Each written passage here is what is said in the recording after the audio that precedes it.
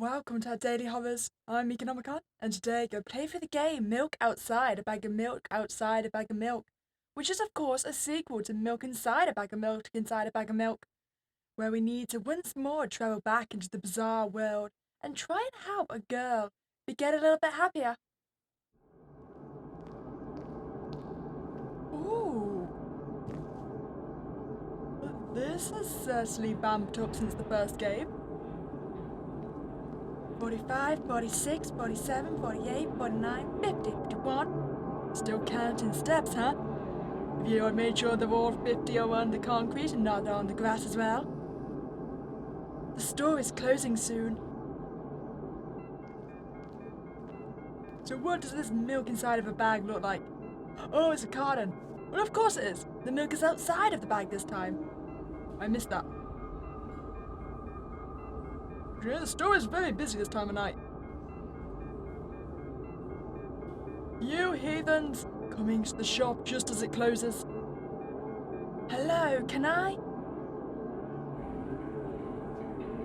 Okay, were we successful? Did we get our milk? Are we about to see Mother?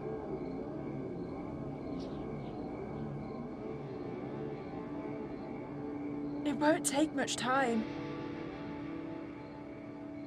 What do you see?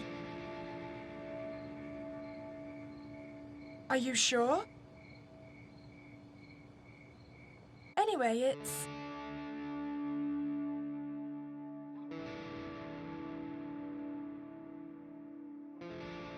we're returning home, yes?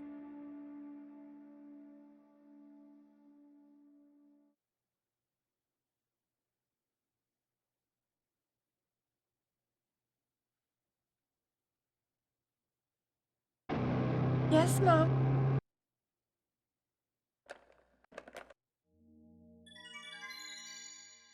Okay, so the started animation, was that just like essentially a TLDR of the first game? Oh. I'm walking to my room, trying not to look around. Playful shadows dance around me here and there. They dash all over the walls, the ceiling. One of those shadows whizzes past me, touching my face ever so slightly. I smile and continue walking, paying it no mind. Sometimes it's so easy to lose self-control and track of time, spinning in a joyful dance. But I'm in a bit of a hurry here. Mum told me to go to bed.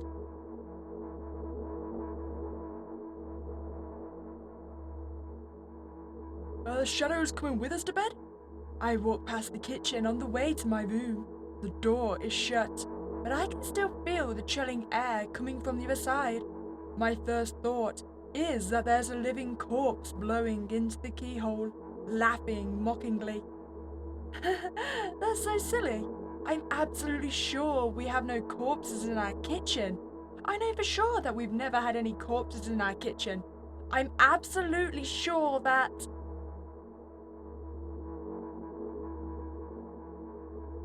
I just have one question. Are you sure there's no corpses in your kitchen? I break into a run and dash towards the closed door. The shadows intensify their chaotic dance. Are they trying to stop me or calm me down? I don't know. It doesn't matter right now, don't you get it? I wave my hands around as I run, trying to chase away my annoying pursuers. But then I suddenly realize that I won't be able to stop in time. I've got no other choice but to break the door now. If there's somebody inside, I'll surely scare them to death. But wait, how can I scare to death someone who's already dead? What if it actually revives them? No. I don't want that. What do I do? I couldn't fully complete my thought when my shoulder hit the door and it flew open.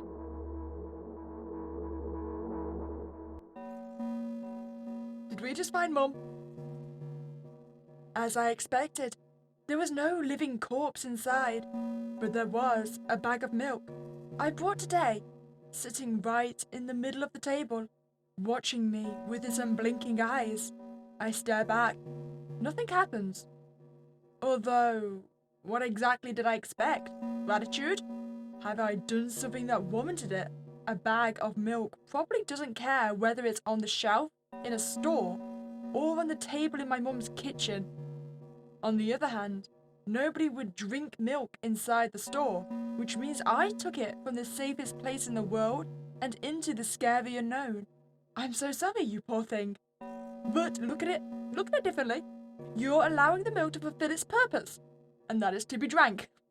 So, if you look at it that way, you're doing a very nice thing for the milk. I turn away in shame and leave the room in a hurry. I only bring others trouble. I walk toward my room through a narrow corridor.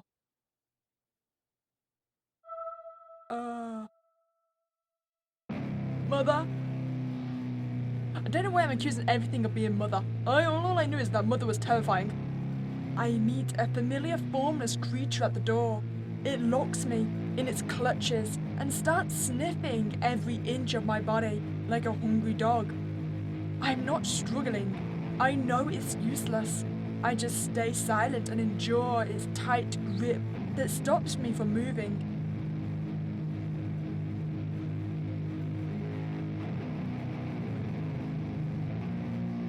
After sniffing me from head to toe, the creature holds out its ugly paws, bearing a single claw, thin and sharp like a blade.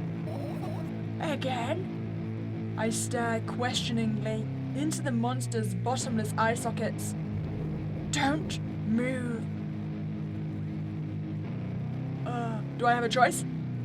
The creature squeezes my hands until my veins start bulging, and I just keep staring into the black cavities where his eyes should be, ignoring all the pain.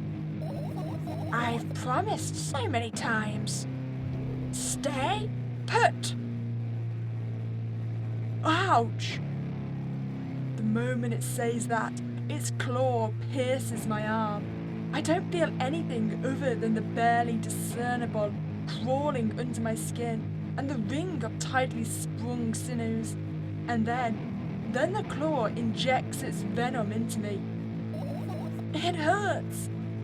A white veil appears in front of my eyes. My fingers cramp and start twitching frantically. I lose control over my body and slowly slide to the floor, just like last time. But why do I feel so hot? I feel my blood boiling up. Strong shivers run through my body, paralyzing every single cell, while my veins and arteries heat up, almost bursting from the pressure. I try screaming, but instead of producing words, I vomit thick, milky foam. The creature notices it and throws itself at me in anger, grabbing me by the throat while keeping that poisonous claw inside my arm. Kill me! Kill me! Hysterical screams resound through the corridor. In a fit of madness, the creature starts scratching my neck. Bright splashes fly everywhere, hitting the walls with a loud sound. I try to imprint where every drop fell in my memory, so I could gather them all later. I need to remember. A new wave of pain washes over me. Everything turns pitch black in an instant. Did I just get murdered? Say it! I'll never drink milk ever again. Say it! I'll never drink milk ever again. Say it again. I'll never drink milk ever again. I'll never drink milk ever again.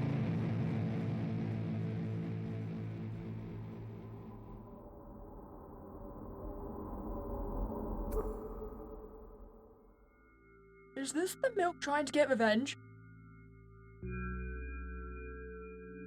I finally get to my room. I'm so tired of all this fuss. Thankfully, I still feel comfy and warm in my room. Even the weird sounds coming from the outside don't make me anxious at all. Mom told me to go to bed, so I need to perform all the needed preparations. I've washed my face, and now I'm standing in front of the mirror with a toothbrush in my mouth. I look at my reflection. It shows absolutely no desire to sleep. Yeah, I get how you feel. And there was a time when the last minutes before I sleep were my favourite time of the day. I loved anticipating the inevitable moment when the reality and the dream world would clash.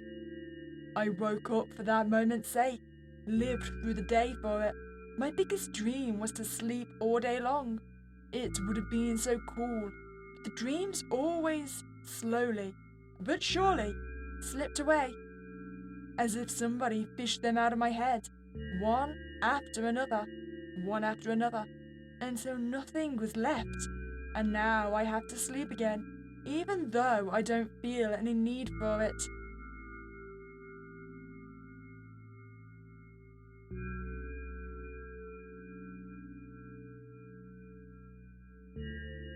After finishing with my face, I usually reach out for my pills.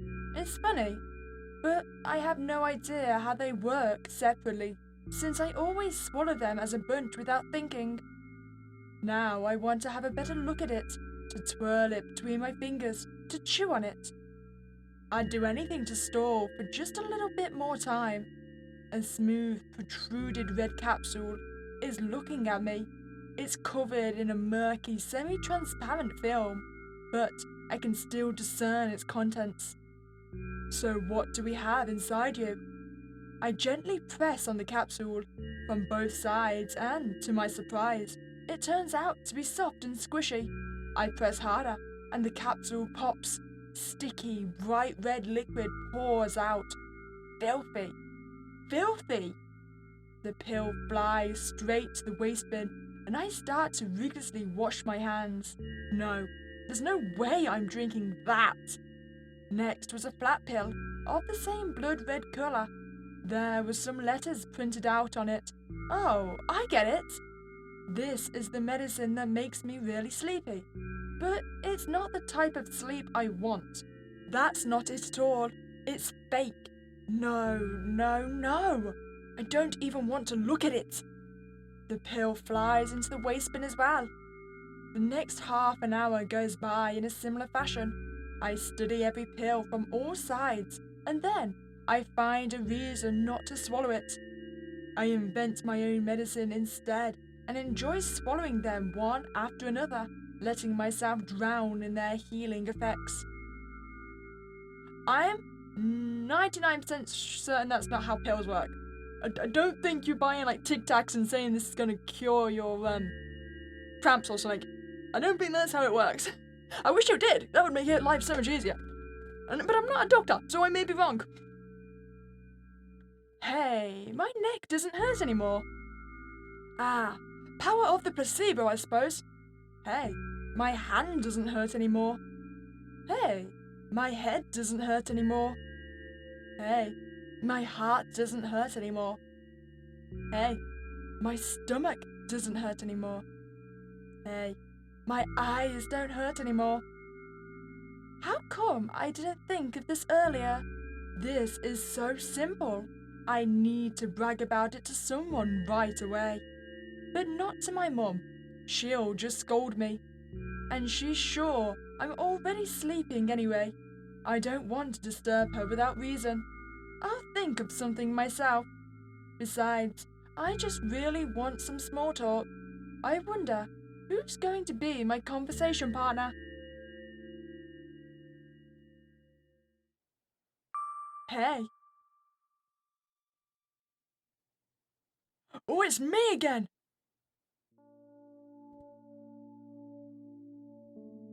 Oh, where? Oh, is this your room?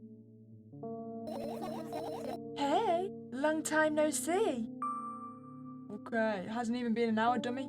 You know you're only supposed to meet once per day, right? Why does your voice sound so grim? Naturally, I've read the manual. Judging by the pictures, the overdose side effects are the usual headaches, dizziness, exhaustion. Basically, nothing I can't handle by myself. After all, now I know how to do it. You didn't reply. Aren't you even a little bit happy? Not even the slightest bit? Um, No. I kinda want it, but that's just gonna upset her. Okay, I'm pretty exhausted after today. Well, I guess you are too. That's not true. You need to go to bed. No! You've been in control for way too long already. It's my turn now, alright? I'll just stay silent until the medicine's effects wear off. How about that? Hey, you can't do that. You need to do your best to make me feel better. That's exactly what I'm doing. What a bully. Actually, why am I even worried about this? In reality, I don't need you at all. I'm so energetic and I feel great, which means I can do anything. And you can only watch and agonize over your uselessness. I can imagine how angry you are right now. Okay, what made you so happy all of a sudden? And why would I be sad? Remember yourself a couple of hours ago? I don't know what you mean. I think we want her to stop lying. Something hints at me we want her to stop lying. I don't know what it is. Stop lying. Nuh-uh. I still don't understand. Whatever. Unlike you, I won't forget that pathetic, snotty girl for a long time. She just whines and whines all the time. Don't even try ruining my mood. I want to have fun while we're together, alright? So you're the one calling the shots now? Yeah. Well, let's see how long you can last. We'll see, yeah. Am I really that pathetic?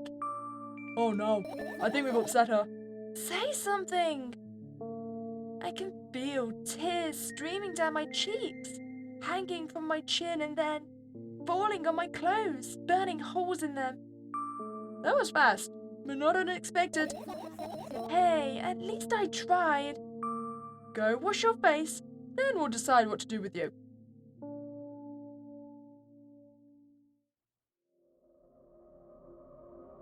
And we're back in front of the mirror.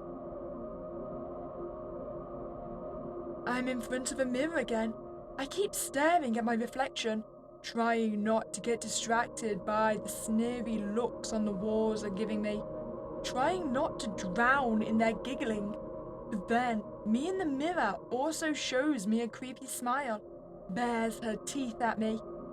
I shut my eyes, but that doesn't help. It wouldn't have helped even if I sunk through the floor. I start counting in my mind. 2 squared, 2 by 2 squared, a square, a square pyramid squared, a pyramidal structure cube, a pyramidal structure hypercube. I feel better, but my head is splitting apart now. Okay, we're gonna try and make it feel better. We're gonna apologize. We're gonna make it feel better. It's not your fault. It's never your fault. Fine. You can keep on blaming yourself, but don't overdo it. I don't know why, but I thought I'd be able to take control. I was almost ready to. I was sure I'd be able to change something. After all, I was able to buy milk, you know. Yeah, you ought to know how challenging it was.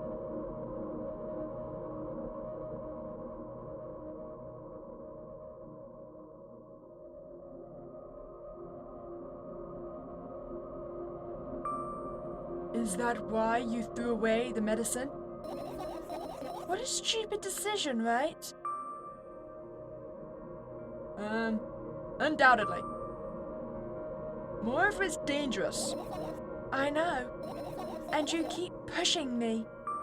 Then why did you do that?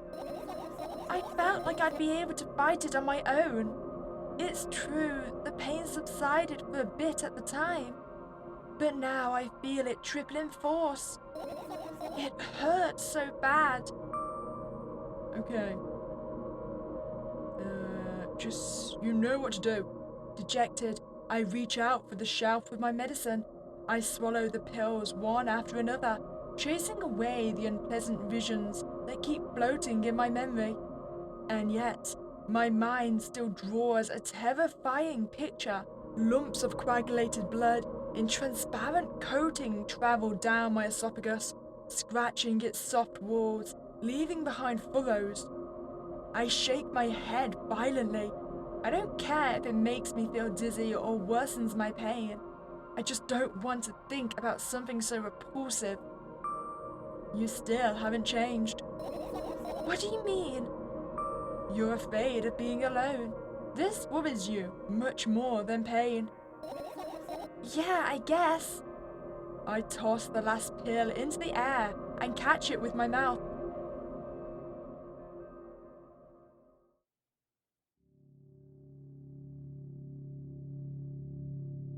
How you doing, kid? I'm guessing that's not good. I lie on the floor. I look at the ceiling. I can clearly hear water running in the metal pipes up there. I hear the cracking in the concrete blocks that will someday surely fall on my head. But I'm not afraid of that at all. I can't imagine my death coming from above.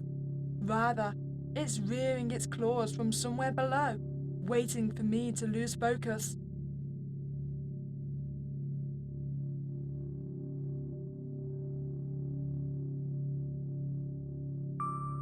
Do you want to talk about it? No, I've had enough of talking. Well, okay, we can just lie here, relax together, calm down for a bit. What do you want then? I just want to lie down for a bit. Understandable. Lying down for a bit sounds nice.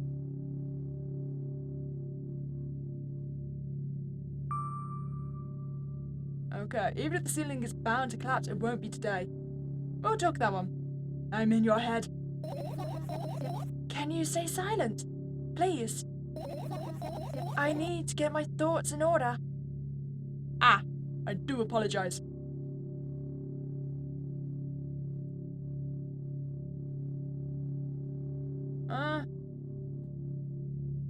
Which way am I? Oh, okay, I can see the angle now. Okay, this is from the floor perspective. I carefully extract thoughts that are yet to be fully formed from my head and lay them out on the ceiling in orderly rows. Now is my corkboard. In hopes of seeing the whole picture, I switch them from one place to another, pile them on top of each other, scatter them around. In the end, I throw them off with my hand, annoyed, and start over. I can't do it. You can always imagine your thoughts as something small and swarming, like cockroaches. Ew! I hate cockroaches! Can I make them fireflies? I don't mind either way. Oh! So these were my thoughts? Wow, I had so many of them! I don't even have time to blink before my thoughts, they're fireflies now, start whirling all over the ceiling of their own accord, forming whimsical patterns. I can only observe them and wait for the right moment. It's just that moment doesn't come. The mocking sounds of flapping wings coming from the ceiling make me start losing my patience. Enough! I hate you!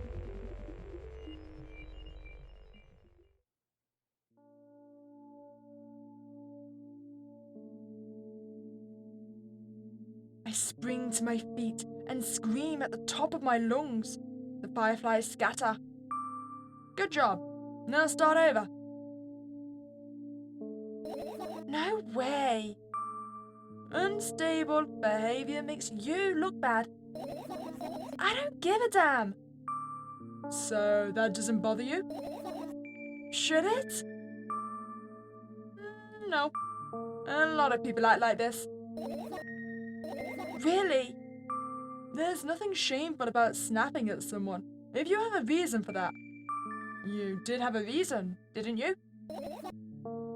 You'll surely get better, believe me.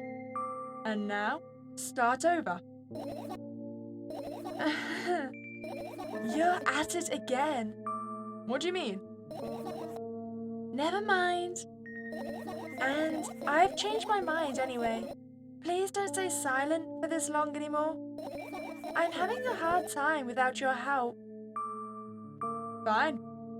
I raise my eyes to look at the ceiling once more. Sadly, all my fireflies seem to be hiding somewhere. I need to find them. Okay. You want to find them? Go ahead. I glance around the room. There are too many places for a creature as small as a firefly to hide here. I mean, well, couldn't we just transform them to something bigger then? I mean, we transformed them into fireflies to begin with.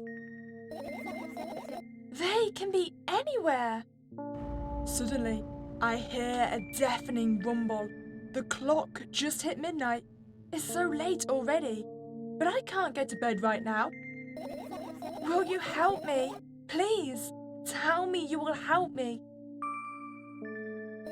Come on, stop bullying me. You promised to talk to me. What were you thinking while lying on the floor? What do you mean? You should know it better than anyone else. That's the thing. I have no idea. This is weird. Will you tell me? Oh no! What just happened?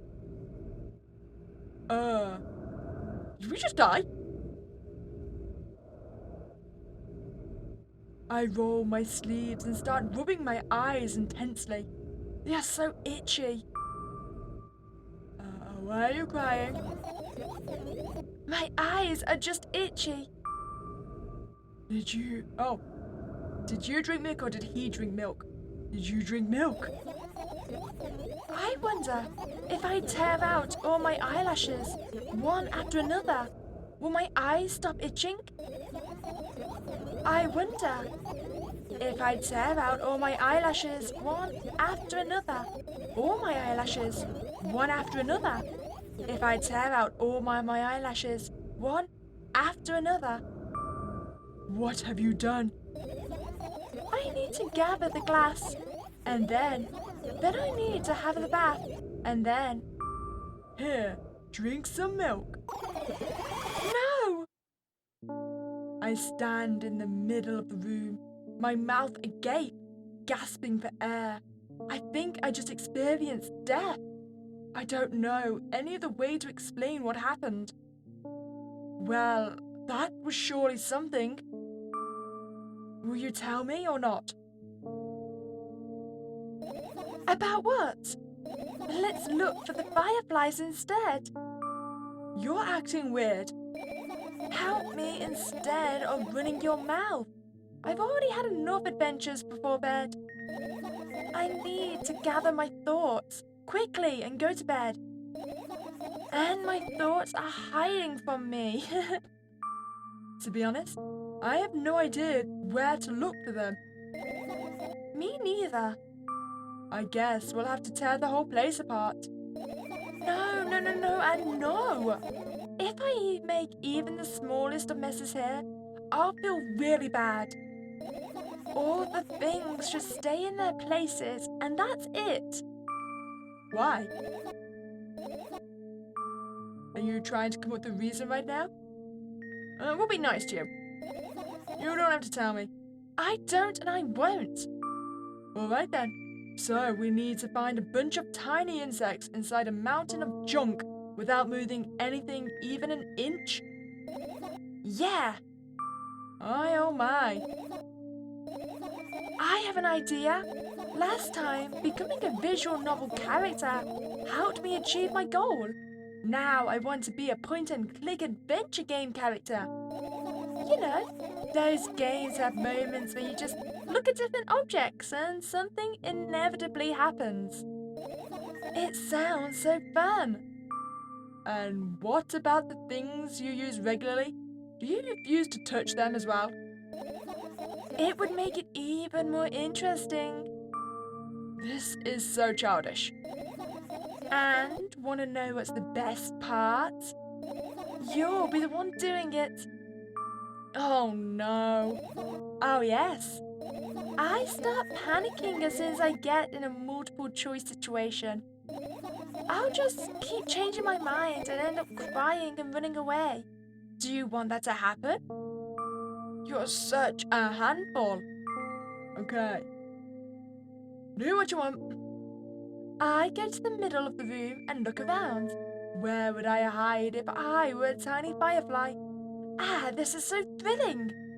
My heart gets warmer from the pleasant anticipation. Hey, what? Look down. I look down. After a moment, a small ball of light and warmth crawls out from under my sweater. Wowie! Wowie?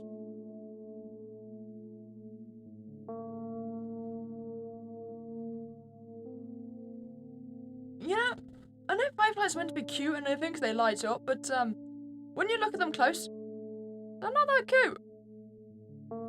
I don't see the appeal. I definitely would not want one on my finger like this. I carefully grab the firefly. It's pleasantly scorching to the touch. I put it on my shoulder. I'm sorry, little guy. Time to come home now. As if it was an order, the firefly slowly drifts up, circles around my head for a bit, and then flies into my ear with the speed of a bullet. You know, I was kind of expecting that the way this would went, but man, I hate that. I don't like the idea of bugs in my ears. Death to bugs, even thought bugs. It tickles. One down. Let's look for the others. Yeah.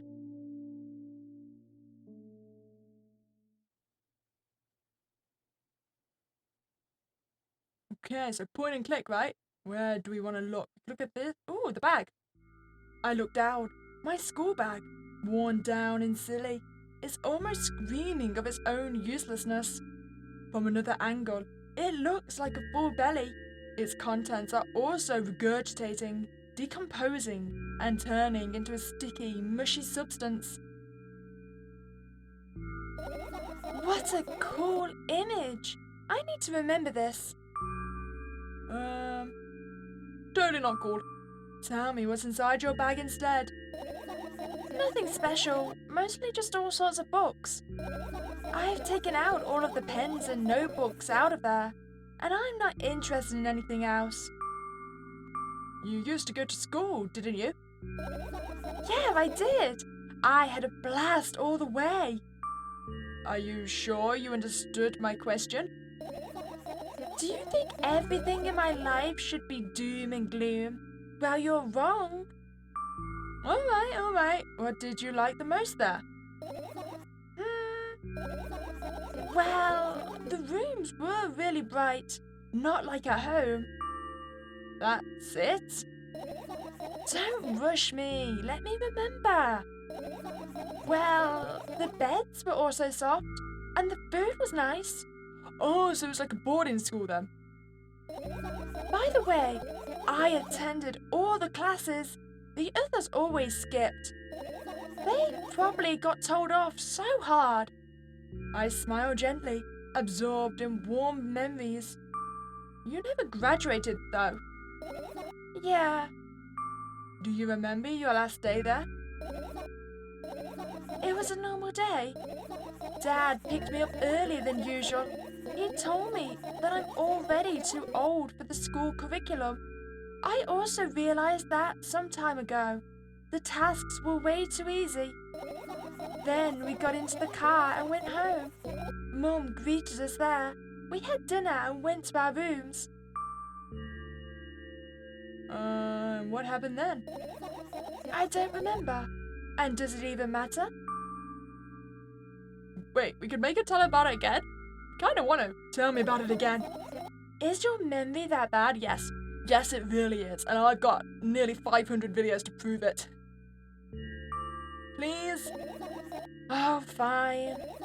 That day, Dad picked me up from school earlier explaining to me that I need to grow up.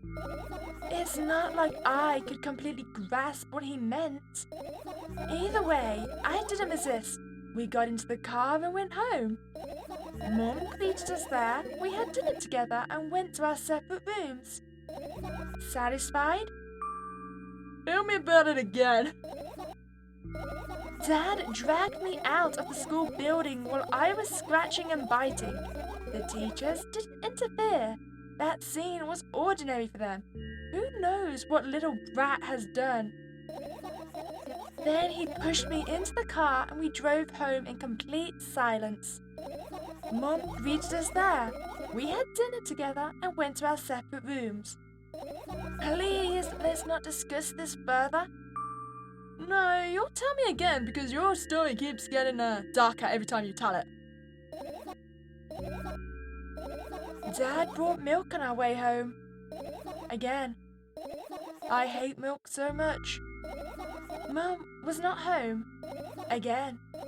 I hate Mum so much. What happened next? Suddenly, I feel someone's eyes on my back, knowing that these moments should never ever be ignored. I turn around, but there's nothing there. What happened next? Everything that happened next happened after something that led to everything that happened after what had happened. I look at my bag again, light pouring into the room. Through the window glints on the metal parts, and there's also a shadow underneath it, which means it's real, sadly. Whatever, I don't care anyway. I almost end up kicking the bag in a fit of sudden anger, but I manage to stop myself in the nick of time. If I move it even an inch, the whole picture will collapse and I'll go blind. It has already happened countless times. What do you mean you'll go blind? I've spent months memorizing the location of every item in my room. That's why I can see them so clearly and vividly. You won't get it. Wait, I think I get it. So currently we're in her kind of like mind space, right? But she's visualized it as her actual room. So I suppose if we move anything in this form, it will break her perception of reality or something? Because then it'll be different from the actual reality. I think that's what I'm getting at. Look at your feet. I look down and see that a small insect is crawling toward me from my bag. It's barely glowing, and it can't even fly. I guess this firefly is really tired. I bend down to pick it up.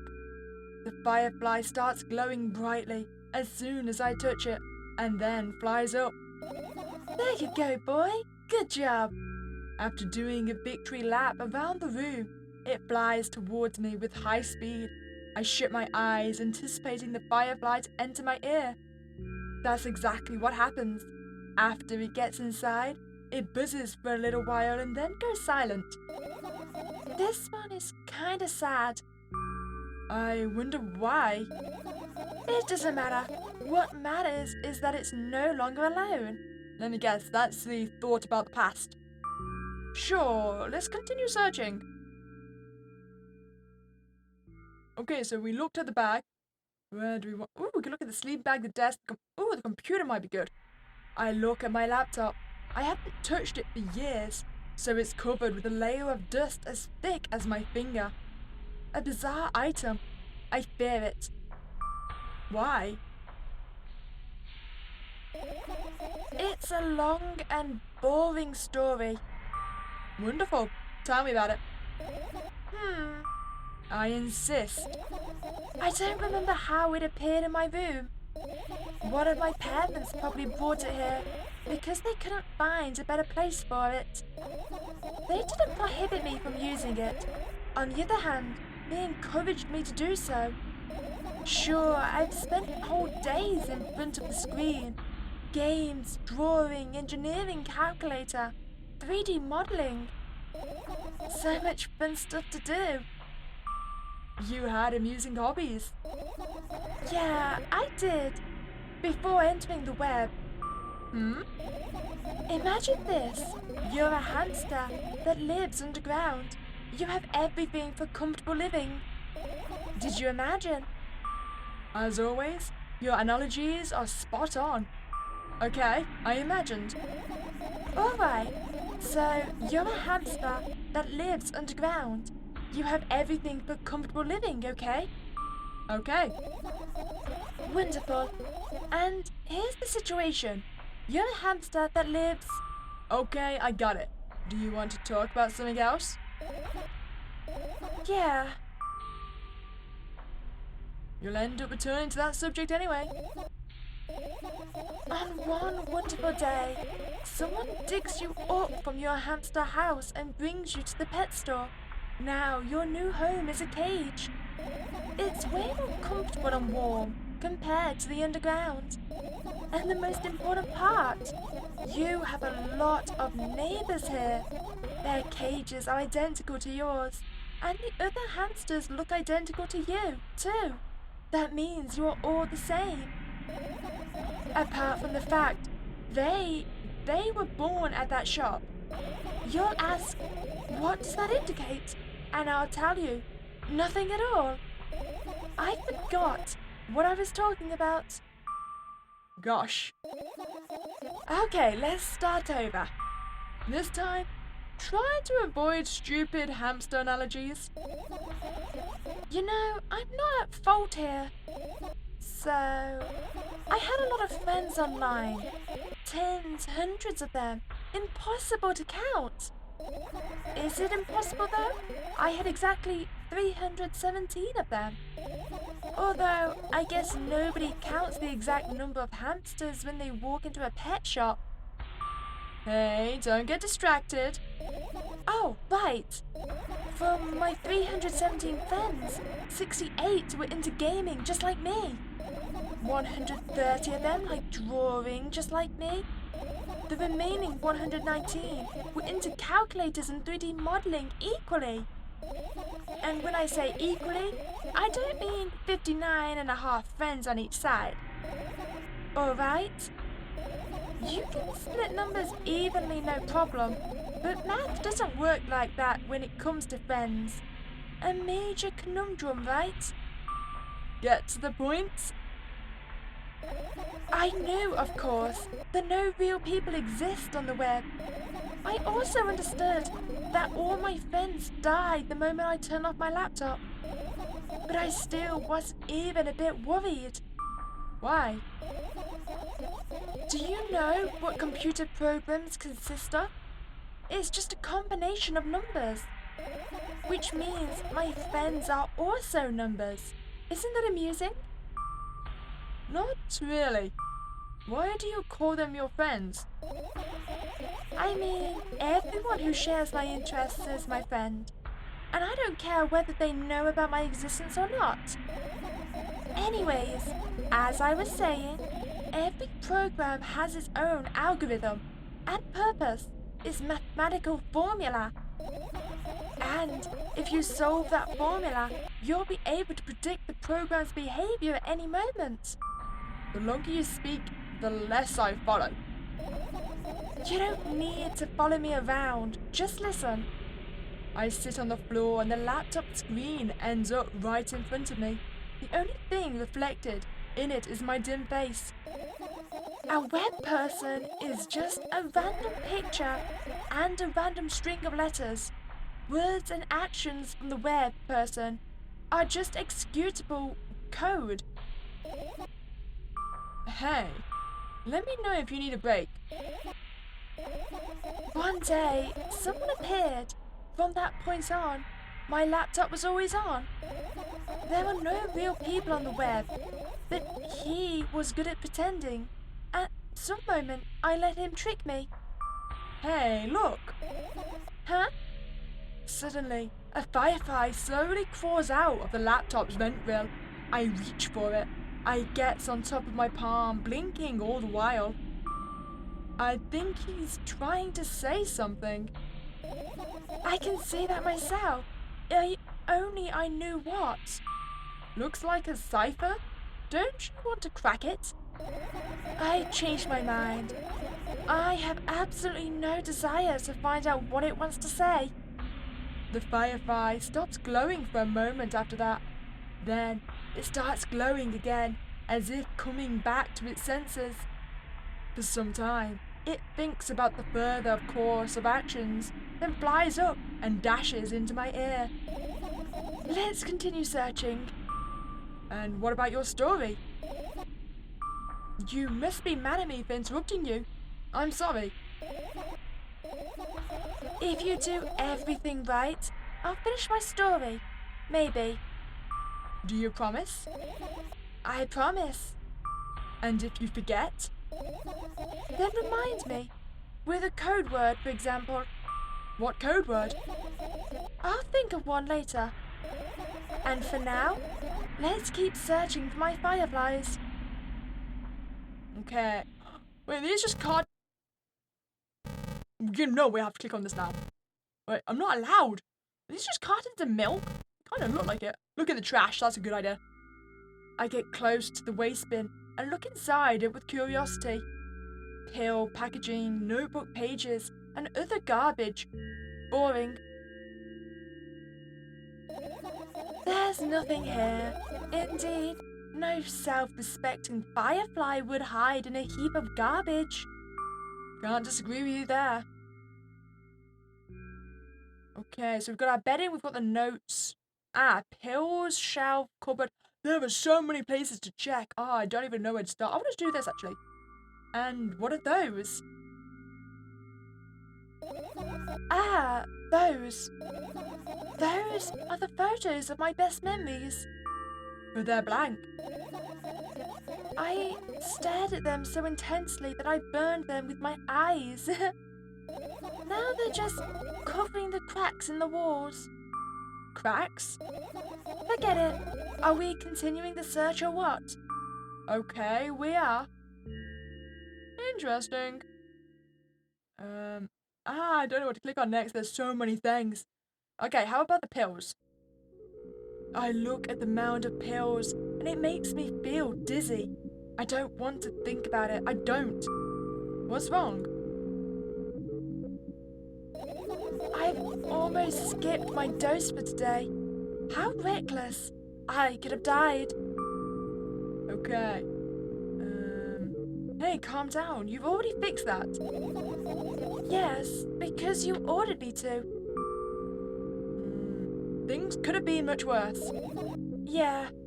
I heave a deep sigh, come closer and extend my hand. Wow, it's warm. The moment those words leave my lips, one of the bottles overturns. Pills rain down from it, and along with them, a firefly! Hurry! After circling above my head a couple of times, it finally lands in my palm. The firefly rushes up my arm and upon reaching my shoulder, falls straight into my ear. My mind becomes a bit clearer. Oh, is that it? I could end searching here. Do I want to? No, we want to keep searching. Your usual notebook pages, glued to the wall with duct tape, numbers are drawn on them. It's the only kind of information I can take in without trouble. Dosage and side effects? Yeah. I thought you know them by heart. Yeah. This is not your handwriting, isn't it? Of course it's not. Shaky, broken lines, ugly numbers. It's not writing, it's more like claw marks. Don't forget to thank your mum. I don't need your advice. My scream makes the pages rustle restlessly.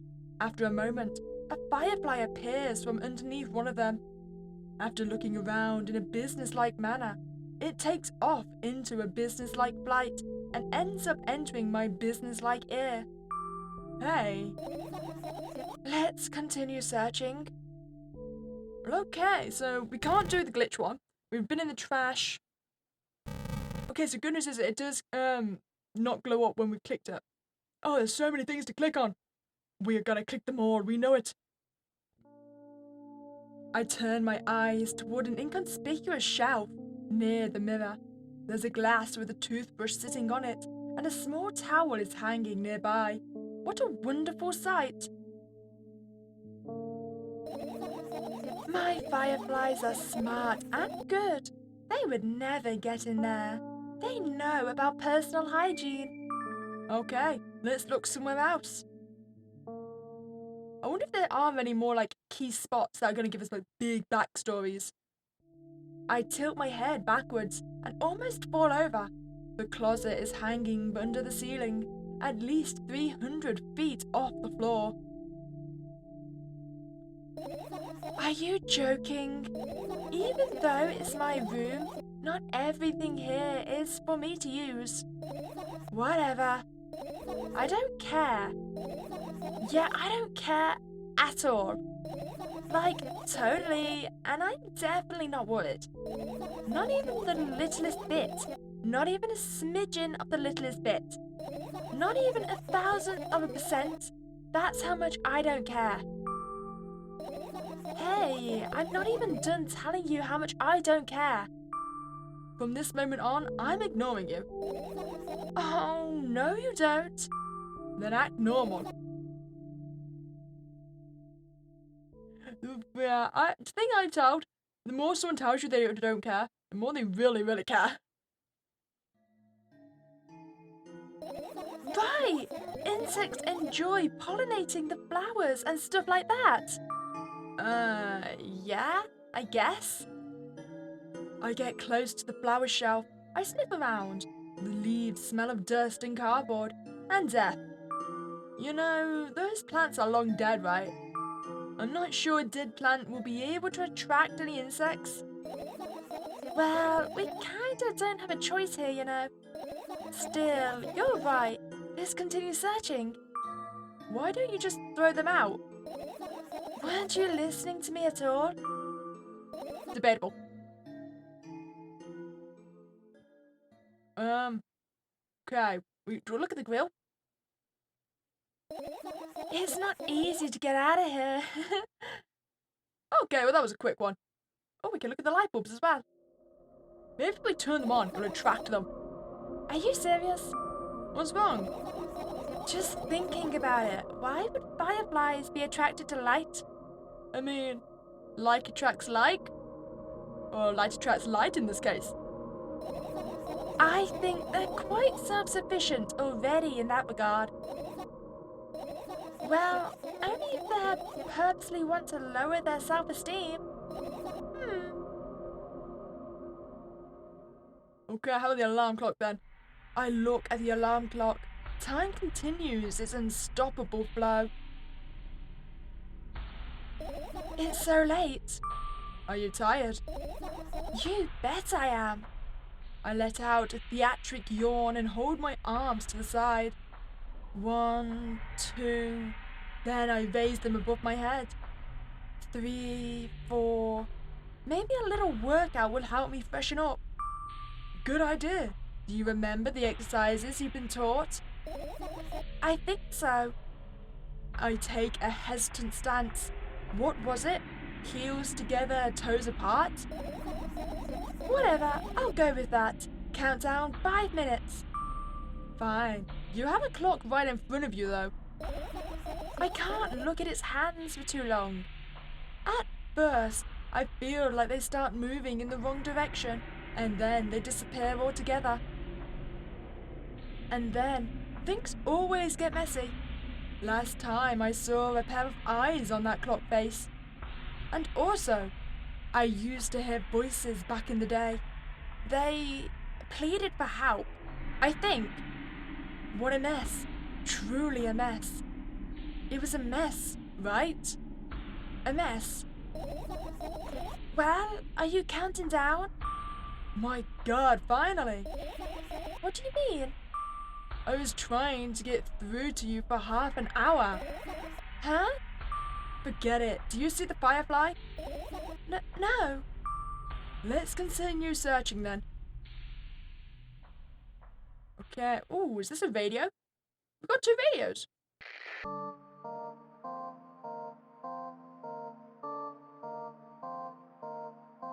Oh wait, 3.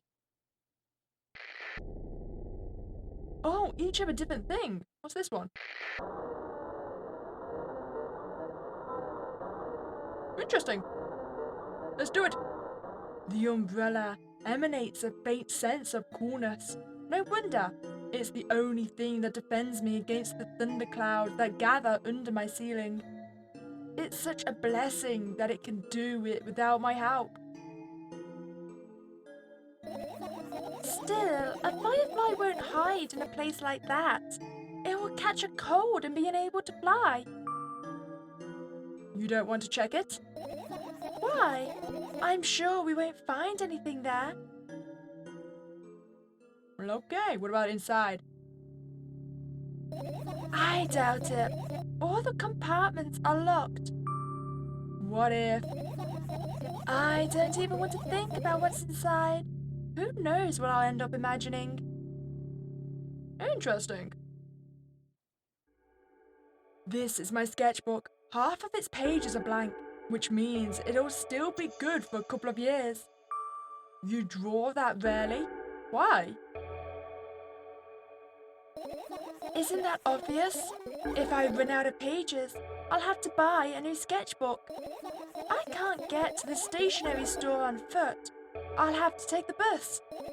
Do you even realize what kind of nightmare that could turn into? Well, maybe you could ask your mum to buy you one? Buy what? Ask who? Can you even form a coherent sentences? Don't play dumb. Ask your mum to buy you a notebook instead. Instead? So you want me to perform a string of actions, but you're also telling me to do one instead of another? Then how would I decide which action to take? You're so dyslexic. Man, you're a tough case. You lack empathy. Is that my fault? I get closer to the sketchbook, stepping over the wires and sleeping bag, the cracks in the laminate, and the window's reflection. The sketchbook is lying on the stool. From my height, it seems like the stool is missing 2 legs. I squat and look again. All the legs are in place. Will I be able to think of an interesting allegory? Oh, let's not go there, okay? I stand up and study the sketchbook from inches away. Its pages are pure white. The last drawing is buried on the previous page, the way it should be. Too bad. I'd love to see it. Maybe next time. A sudden gust of chilly wind breaks into the room and makes the pages rustle. Oh no! I shut my eyes. A distinctive sound of pages turning echoes with a headache in my head. I know what's going to happen. The rustling has stopped, even though the wind is still howling from every direction. It can only mean one thing. The notebook is open on the first page. If I wait a little longer, the wind will close it. I won't have to look. If I wait a little longer. If I wait. Open your eyes. No! It's okay. Just do it. No way! I know you're lying. Calm down. No! Calm down. No! Calm down. No! Calm down. No! Calm down. Calm down. Calm down. Fine. I open my eyes with utmost caution. The notebook is still open in the middle. No drawings, nothing. The pages are still pure white. Did I imagine it? I don't know. Did you? You're the smart one here. You tell me. Next time, don't close your eyes. What did you... I couldn't finish speaking because the pages start moving again. Don't close your eyes. Don't make me do it. I'm scared. Trust me. The rustling grows louder. The pages lift up. I can almost see the outlines of drawings on previous pages. No way. Everything that is in the past should stay in the past. You couldn't convince me. That's it. I'm closing my eyes. Look there. A barely visible light seeps through the pages. With every new gust, it becomes brighter and brighter. A firefly! The wind immediately stops. For a moment, the world sinks into perfect silence, but only for a moment. The buzz that has always been haunting me fills the surroundings, but it doesn't matter now. Goodness gracious, little boy! You made me so scared. The firefly blinks, flies up and enters my ear, buzzing loudly all the way. It spends some time looking for the perfect spot in my head, but then its buzzing dies down. Phew! Are you okay? We're running short on time, so let's continue searching. Okay, what have we got left? Nothing here. We've done all this. Okay, we've got the fan, we've got the sleeping bag. That's a good one. This is my sleeping bag. It's soft and warm. I'm sure that no living creature would be able to resist the temptation to spend a minute or two inside. They'd want to dig deep into it with a couple of favorite items, close their eyes, and then... Hey, did you fall asleep? Huh? I gently slap my cheeks to return myself to my senses. It's already way past midnight. Usually, I'd be sleeping like a log at this time, but right now, I can't. Let's continue searching. Hey, maybe we'll find something inside. Nah, my thoughts don't have a feature of putting to sleep. Quite the contrary. They always cause insomnia, just like tonight. Okay. So we have the fan as well, right?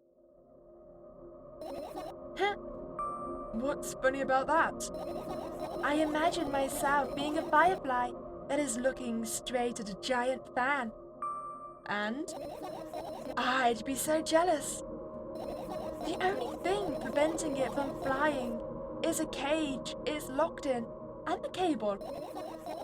It's like an inmate if you think about it. It's so sad. Yeah. Let's continue searching. Okay, I think actually we're nearly done. Oh, we got the... Okay, last one, I think. Yes, we've done... Oh, well, apart from the glitch. Wonder if we've actually clicked on everything, we'll be able to get the glitch. I look up toward a very high place under my ceiling. I can hear a countless number of small legs marching inside the AC unit. Oh well. What happened? Fireflies can't be friends with cockroaches. We'd better look somewhere else. Why would cockroaches be there? Have you forgotten? You were the one who told me to think of my thoughts as cockroaches. Yes, but... They became fireflies afterwards. But cockroaches don't disappear just like that. So they occupied this place. Do you understand now? I don't. I don't know if that was the right answer or not. Yeah, no, we can just not search that. Okay, finish searching.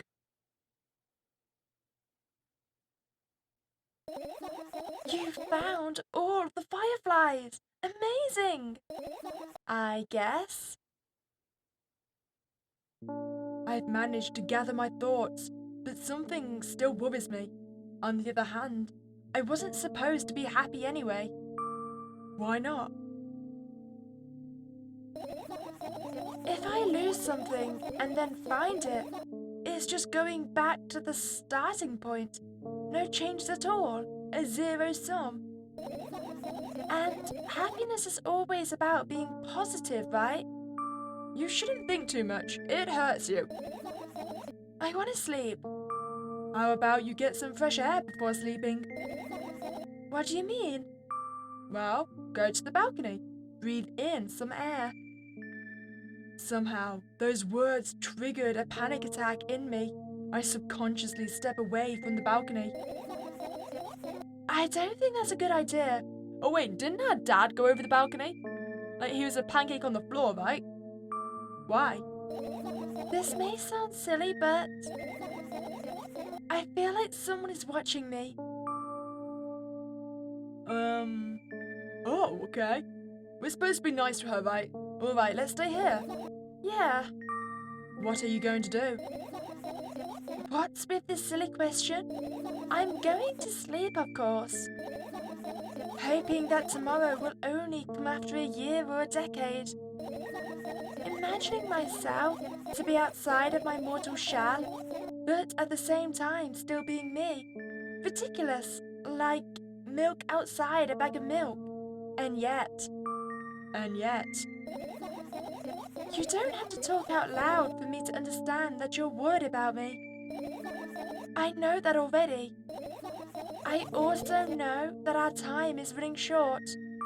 You won't take another pill. Of course not. In fact, I won't take it tomorrow either. And the day after tomorrow. And never, ever. That's a goodbye then. No. I have one more small favor to ask. A really, really small one. What is it? I've blurted out way too much today. A lot of stuff I'd want to forget forever. I don't blame you, but was it really necessary? You'll see tomorrow. No, I wouldn't be able to sleep like this. Fine, what's the favor? I nervously scratch my wrist and bite on my lower lip. Wait a minute, you're afraid to tell me? Yes! I'm also scared that something bad might happen if I tell you. I'm also scared that when something bad happens, something way worse will happen. Stop. I get it already. Still, I won't leave you alone until you tell me. Bully! No, you.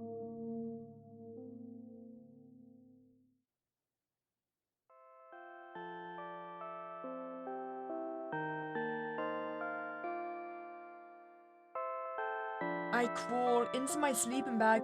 The lower part of the room is very cold. I hurry to wrap myself in blankets, even though the electric heater is working hard to keep me warm. I'm sad because the dreams just won't come anymore. You won't believe me if I tell you how I dealt with it at first. Of course I'll believe you. I know, it was a joke. Well, anyway, I washed my face, brushed my teeth, lied down, and started imagining what I'm watching a dream. I didn't sleep at all, of course. I always looked sleepy in the morning. After a week of insomnia, I started feeling weird and seeing things. Letters floating in the air, strange silhouettes that appeared in the most unexpected of places, bulging eyes with trembling pale pupils. It was scary, you know? Then, one day, I almost died. I just collapsed in the middle of the room and couldn't move for a while. And then silhouettes, letters, and eyes were hanging over me and hissing. It was horrible. And well deserved, I guess. It felt like I was caught on the biggest lie in the world. Yes, it felt exactly like that. After that, I stopped. But the silhouettes, letters, and eyes stayed here. I guess they like this place. They always follow in my wake, peeping at me, and I'm kind of scared of them and can't even argue with them. But today, well, I... Still too scared to tell me? Of course, they're still listening, you know. Use your hands. All right. I start chaotically twirling my fingers with enthusiasm, forming complex shapes. You want me to tell you a bedtime story? Shh. And I was trying so hard here. Don't you get it? They'll hear you. Relax, nobody can hear you. So what do you say? I'd be happy to, but I have no idea how to tell them. Oh, it's incredibly easy. Just talk about something without stopping. Sounds silly. But it's not. and meaningless. You don't know what you're talking about.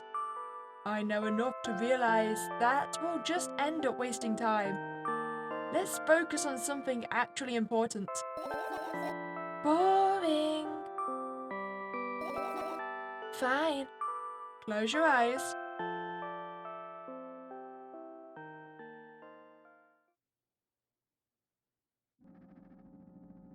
Ooh. Okay, so this is first game graphics again. I wake up on a wooden bench. In front of me lies a narrow, dimly lit alley, an awfully familiar road. Where could I have seen it? Finally! Who's that? I hear a voice coming from the side. I turn around and see a boy with a weird expression on his face. You're late. Who are you? The boy blinks in bewilderment. We're not going anywhere like this. Try again. Then he takes a very deep breath.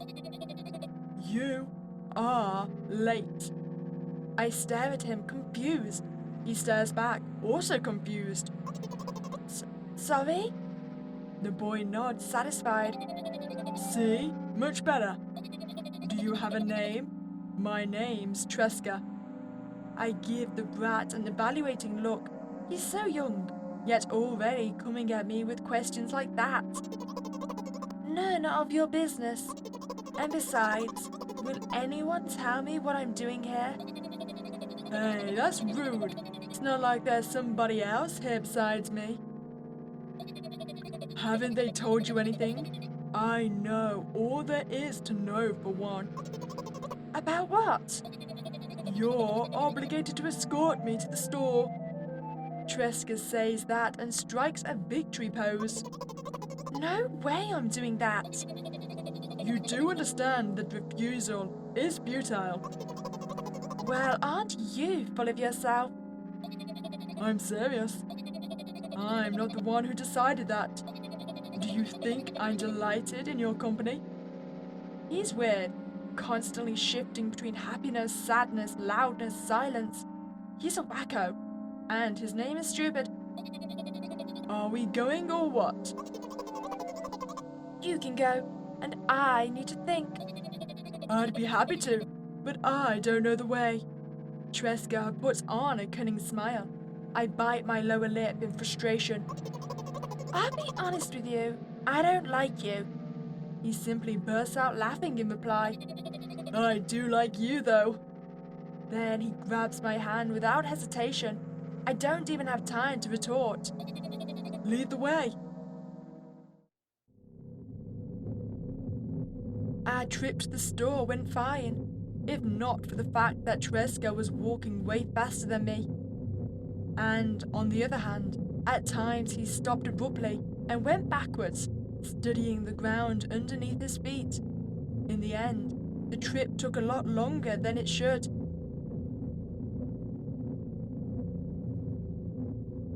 After reaching the store's doors, we are greeted by a sign. We're closing in 20 minutes. Who had the bright idea to indicate their working hours in this way? They probably have a special staff for this. Someone who runs to change the sign for every 5 minutes. It's convenient. Are you joking? Yeah. You're so annoying. It's much better than being boring. How old are you, by the way? None of your business?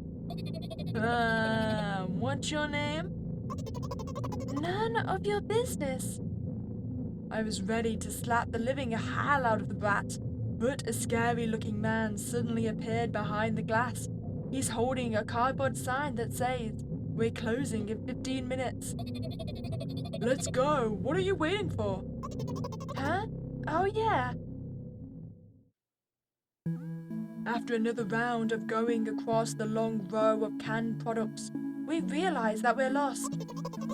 I can't believe you don't know where they sell milk. Maybe we should ask someone for directions. Sure. Hey, wait up! Tresca lets go of my hand and walks confidently towards one of the few store's customers. That person is standing with their back to us, studying something on the shelf. Hello, can I can't hear neither the second part of his question, nor the reply he gets, but my good-for-nothing friend freezes in place, looking the customer straight in the eye. I hurry toward them.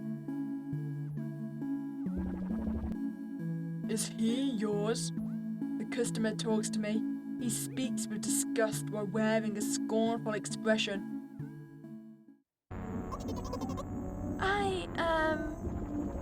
If he's yours, please get him away from me. Yes, I'm sorry. I grab Tresca's hand and lead him away. He's still looking at the customer, his mouth ajar and eyes popped. He's also shaking. I mean, that was a bit of an extreme reaction to a question. Only when we turn around the corner, Tresca calms down. What was that? I got so scared. He said, what? No, not again. Suddenly, Tresca starts screaming like crazy. I cover his mouth with my hand. His face is burning. He's crying. Can you act normal? You don't understand. Of course I don't. I don't understand anything. Annoying other people is still wrong, though. This is something you don't understand, it seems. You're mean. Who, me? Tresca pushes away and runs off. Drat! At the edge of my vision, I see the store staff hanging a new sign on the door. There you are! I meet Tresca at the cash register. Before that, I managed to visit the milk department after finding out where it was. Hey you, move! I hear an angry voice coming from the other side of a long queue that has formed after Tresca. I squeeze through toward him. What happened? The boy doesn't respond. He just looks at his feet and sniffs. The cashier towers over him. There's a bag of milk lying between them. Is he yours? Yes. Just leave him home next time. People in the queue nod in agreement. Pay for the goods, please. Yes, of course. And the waiting fee. What? You heard me. I did, but that's unheard of. Tresca starts giggling all of a sudden. And for the fact that your son is a retard too. But... You heard me. You know what? In a fit of rage, I throw a banknote into the cashier of a much higher value than needed, even counting in all the stupid fees, then grab a bag of milk and turn around on my heels. We're leaving, Tresca. We spend the whole trip back in silence. At some point, we end up turning right toward a gas station. There, Tresca finally breaks his silence. Do you like ice cream? No. Okay. I look at the boy's face. A light flickers in his eyes for a brief moment and then goes out. You know... He turns away from the path and walks straight toward the highway with determination. I stare at his back, confused.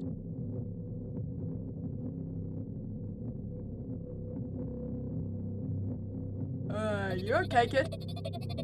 It seems like you're not helping me at all. A new, playful light flickers in Tresca's eyes. Is he gonna step into traffic?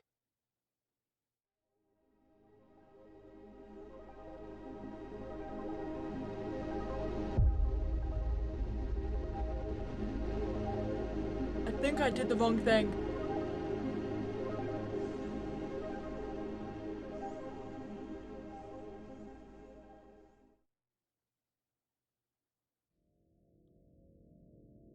Okay, interesting. So I know there's other endings. So I think we get them by what we choose to make her tell us, like the stories versus how many fireflies we find and stuff like that. Because we did see that we were allowed to stop searching for the fireflies like after 2 or 3 of them. So let's go find the other endings. Okay, I'm curious if this is going to be a second death scene. This is where we've asked her what she was thinking about earlier. And so I think in my first playthrough, I chose just the dots to forget about it. Once we push the situation, that's the thing. I have no idea.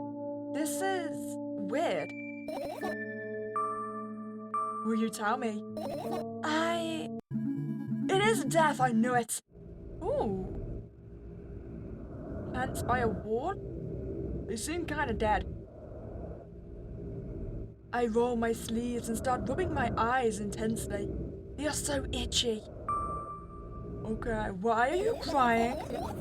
My eyes are itchy. Okay, so did you bring milk or did he bring milk? Is this asking about the dad? Did the dad bring milk? Did he bring milk? I wonder, if I tear out my eyelashes one after another, will my eyes stop itching? I wonder, if I tear out all of my eyelashes one after another, all of my eyelashes one after another, if I tear out all of my eyelashes one after another, what have you done? I need to gather the glass, and then I need to have a bath, and then drink some milk. No! Okay, so that clip scene was the same, right? I stand in the middle of the room, my mouth agape, gasping for air.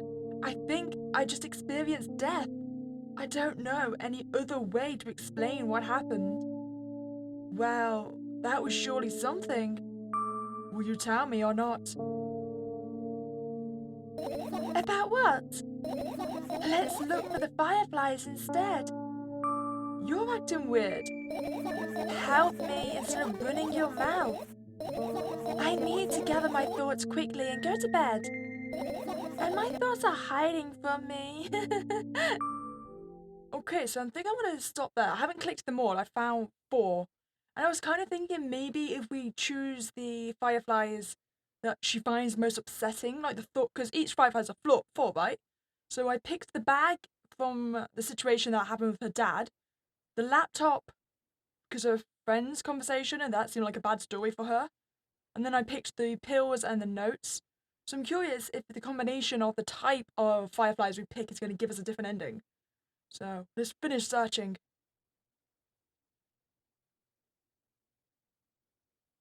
I've managed to gather my thoughts, but something still worries me. On the other hand, I wasn't supposed to be happy anyway. Why not?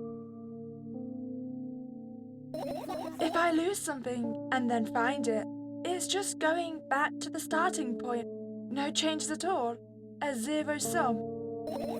And happiness is always about being positive, right? You shouldn't think too much. It hurts you. I want to sleep. How about you get some fresh air before sleeping? What do you mean? Well, go to the balcony. Breathe in some air. Somehow, those words triggered a panic attack in me. I subconsciously step away from the balcony. I don't think that's a good idea. Why? This may sound silly, but I feel like someone is watching me. Okay, so we're clearly trying to make her feel as bad as possible. That's been my entire run this time. So what if we say there's no way somebody cares about you that much? Just for a couple of minutes, okay?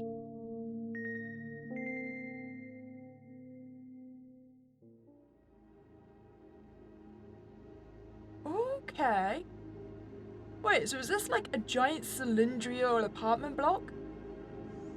My apartment building looks like a bottomless cooking pot, but instead of soot, it has hundreds of concrete and metal boxes on its walls. There are lights on the windows, and there are muffled voices coming from the inside. The howling wind spirals up and splits into hundreds of independent streams. Seems like it wants to be heard by every person living here. It must feel so lonely, living in endless silence. Your apartment building is pretty weird, isn't it? I could see the horizon from my window before, and the building grew for miles in both directions.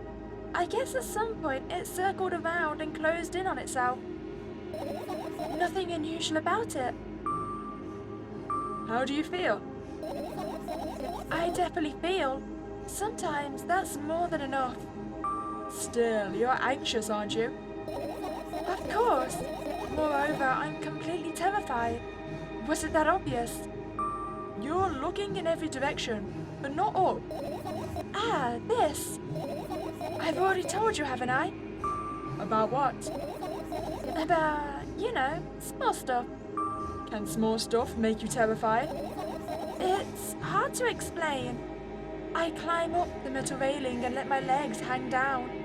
I sneak short glances at the abyss. From time to time, it replies with angry, cold breath. That's how we interact, like old friends. Sometimes I feel like the whole world pretends to be crazy. As if it's trying to make me believe in something that doesn't exist. That's weird, isn't it? Yes, but at the same time, it makes me feel a little bit happy. Everything around me was created for my sake, to deceive, trick, confuse me. If that's true, I guess I'm not so crazy myself after all. You believe in this is the definition of craziness. You're probably right. Another gust of wind blasts against the pot's walls, smashing the glass to dust and blowing away the concrete crust. I, on the other hand, feel a gentle breeze that only ruffles my hair. I still haven't come up with a code word. You were the one to remember your promise. You don't need a code word anymore. I don't like when this happens. I want to remember certain things only when I want to. Nonetheless, you've made that promise. And I'll keep it. But you need to keep in mind that from this moment on, every word will bring me pain. I bend down and imagine falling into the abyss. I have exactly 2 minutes before I meet my end. Wait, did I actually fall? Oh, I actually jumped! Oh man. Is this because I picked the painful fireflies?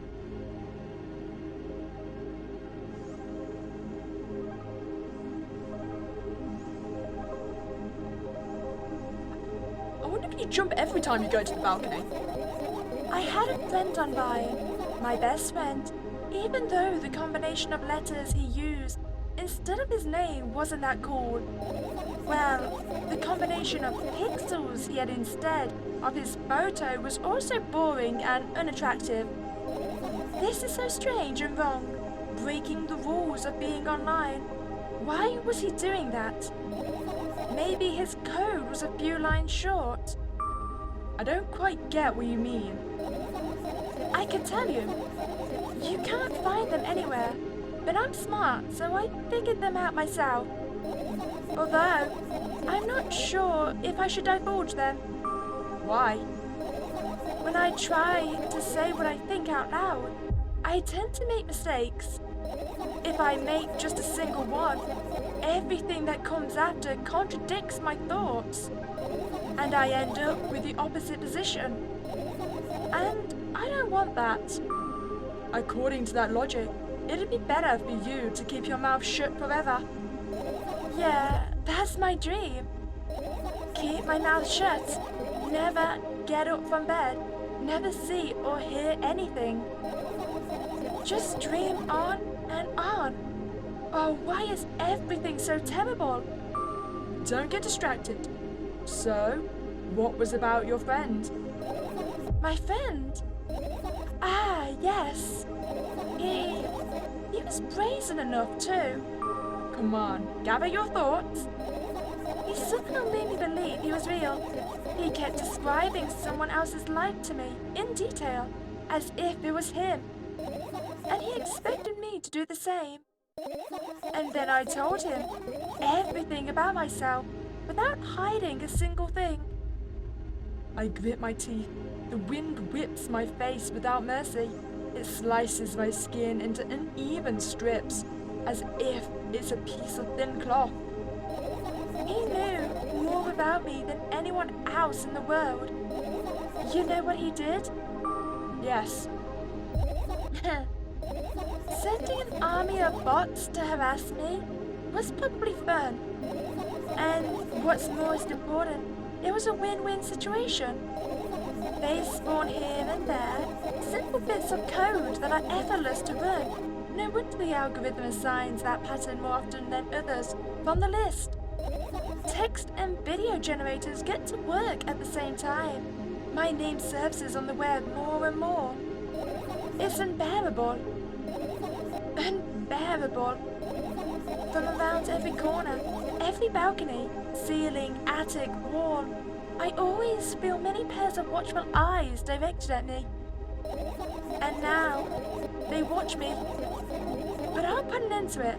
I've decided a long time ago. Though, maybe I only decided that only... My body finally crashes into the ground, smashing into millions of tiny pieces, like porcelain. It's my second death for today already. I'm cold. Let's go back inside. Oh, okay, so I think I get the triggers. So to get this ending, we need to have died once already, so we could jump.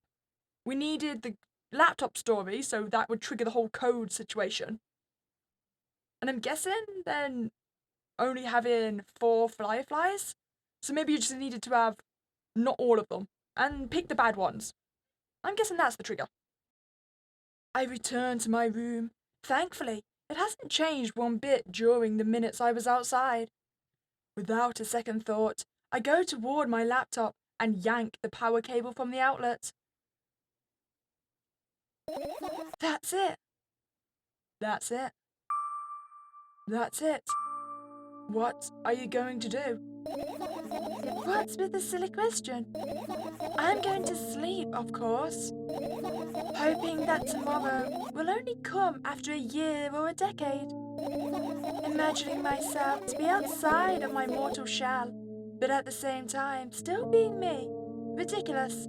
Like milk outside a bag of milk. And yet... You don't have to talk out loud for me to understand that you're worried about me. I know that already. I also know that our time is running short. You won't take another pill? Of course not. In fact, I won't take it tomorrow either. And the day after tomorrow. And never ever. That's a goodbye then. No! I have one more small favor to ask. A really, really small one. What is it? I blurted out way too much today. A lot of stuff I'd want to forget forever. I don't blame you, but was it really necessary? You'll see tomorrow. No, I wouldn't be able to sleep like this. Fine. What's the favor? I nervously scratch my wrists and bite my lower lip. Wait a minute. You're afraid to tell me? Yes! I'm also scared that something bad might happen if I tell you. I'm also scared that when something bad happens, something way worse will happen. Stop. I get it already. Still, I won't leave you alone until you tell me. Bully? No, you. Okay. So, just so you know, actually the run I did was wrong, so I got the same ending again. So what I didn't realise is to jump off the balcony, you don't actually need to have died previously. So I took that out and I did everything the same, so I only had one death, which was the balcony jump. And it apparently triggers something else. I wake up, lying on the cold floor in the centre of a cramped room. I look around without standing up. There's no furniture, just naked walls and a single door. I can hear muffled sounds coming from the other side of it. Scary sounds. What is that? Can't quite make it out. Oh, it's us hugging our knees. I hug my knees and wrap myself in my sweater like it's a blanket. It's no use. I'm chilled to the bone. The room is pretty spacious, but I still can't shake the feeling that I'm trapped inside a suffocating casket, and the faint blue glow that sneaks in through the keyhole only adds to that feeling. Do I want to know what's outside?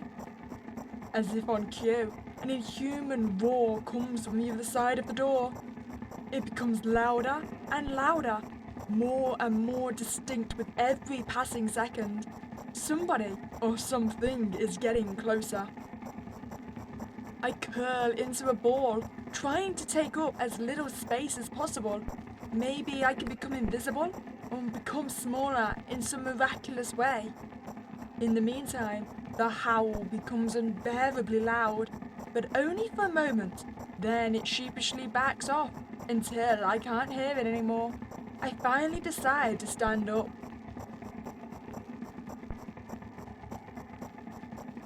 After I do that, I hear another strange sound. It's coming from right above me now. The ceiling moves upwards, squeaking, small debris is falling on my head. I squint a little, then raise my hand, trying to touch the ceiling, but it suddenly starts to rise quicker and instantly disappears into the darkness. I'm not in a casket anymore. Well, it wasn't exactly a casket now. It was a well in the form of a casket. The room becomes darker and colder. I'll have to do something at some point.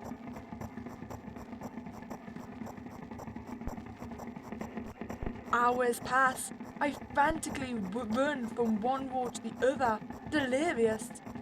The walls run away from me, making the already spacious room even bigger. In the end, I stand amidst endless darkness, and only the door is watching me with its eyes. I keep purposely avoiding it. I could sometimes hear horrifying rustles and howls on the outside. However, now I don't even have a choice anymore. I slowly come up to the door and reach out toward it.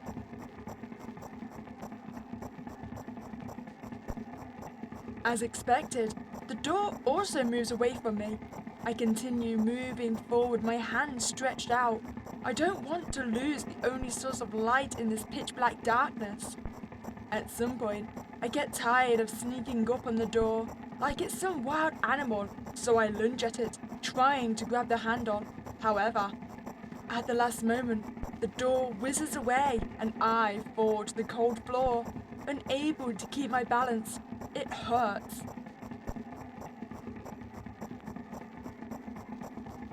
Stupid door! Stupid, nasty, cursed door! I hate you! I hate you!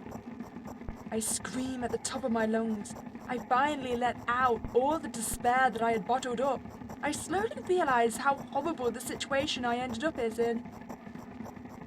No, no, no, no, no! I don't stop screaming for a moment because I'm scared to end up in complete silence. If the reality around me disappears, my twisted imagination will take over, and the realest thing I can have right now is my voice. Hey, I can hear you! A voice coming from the other side of the door. I'm here! Come closer! I scream thrice as hard as before. I scream until my throat hurts, until my ears start buzzing. My biggest wish right now is to keep in touch with that person, whoever they are. Hey, where are you?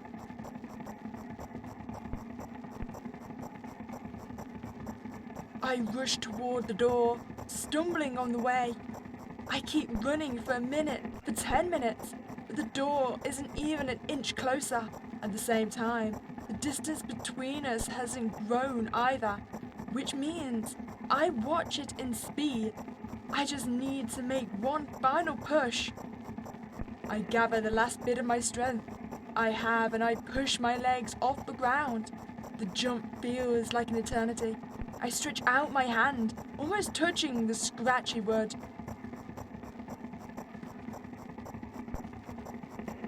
I dive face first onto the ground with ridiculous speed. I slide at least 30 more feet like that thanks to inertia, leaving behind a bloody trail. My hand is still outstretched, trying to grab empty space. Ah! Tears stream down my face, making the numerous scratches burn. I try to wipe them, but I scream and yank my hand away the moment I touch my face. My lips and nose are now a mushy mess. Somebody, help! The other side of the door is completely silent. The silence reigns for an excruciatingly long time. However, at some point, that silent torture ends. "Hey, I can see you!" I try to reply, but stifled whimpers come out of my throat instead of words. "Are you hurt?" Yes, yes. I stand up from my knees despite continuing to cry. I take a couple of deep breaths and start running again. I keep running for hours. I feel like the door is closer to me by an inch or two now. I almost let myself stop for a rest at that thought. I can't rest. I'll catch up to it sooner or later. The voice from the other side of the door keeps asking me how I feel. I let out heavy, ragged breaths in reply. I'll fall from exhaustion if I utter even a single word. Still, I'm thankful to them and don't want them to become silent. After another hour passes, I barely scratch the handle with my nails. It's almost there. I'm so scared. Why aren't you doing anything?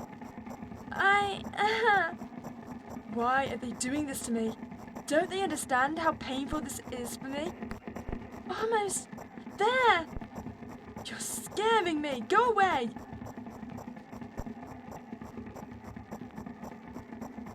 Rage fills my brain. I ignore the pain in my bones and channel all my strength into one final jump. No! Go away! I firmly grasp the handle and open the door. Blinding light hits my eyes. I lose the ground beneath my feet and start falling.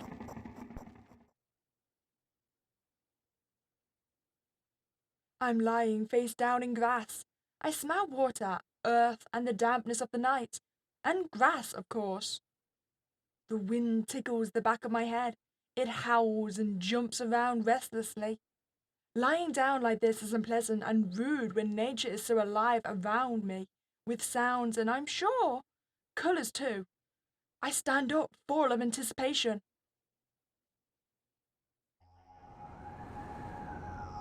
I see an endless field, a clear sky without a single star, a pale moon somewhere, very, very far away.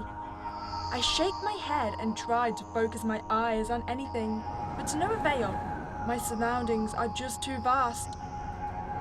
I feel dizzy.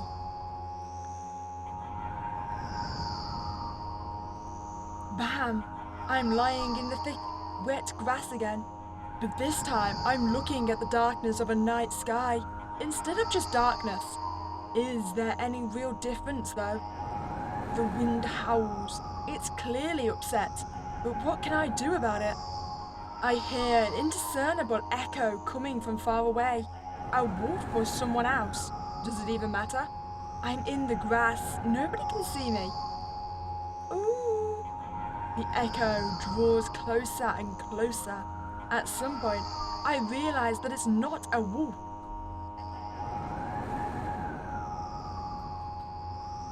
I jump up and start turning my head in a panic. Where is the sound coming from?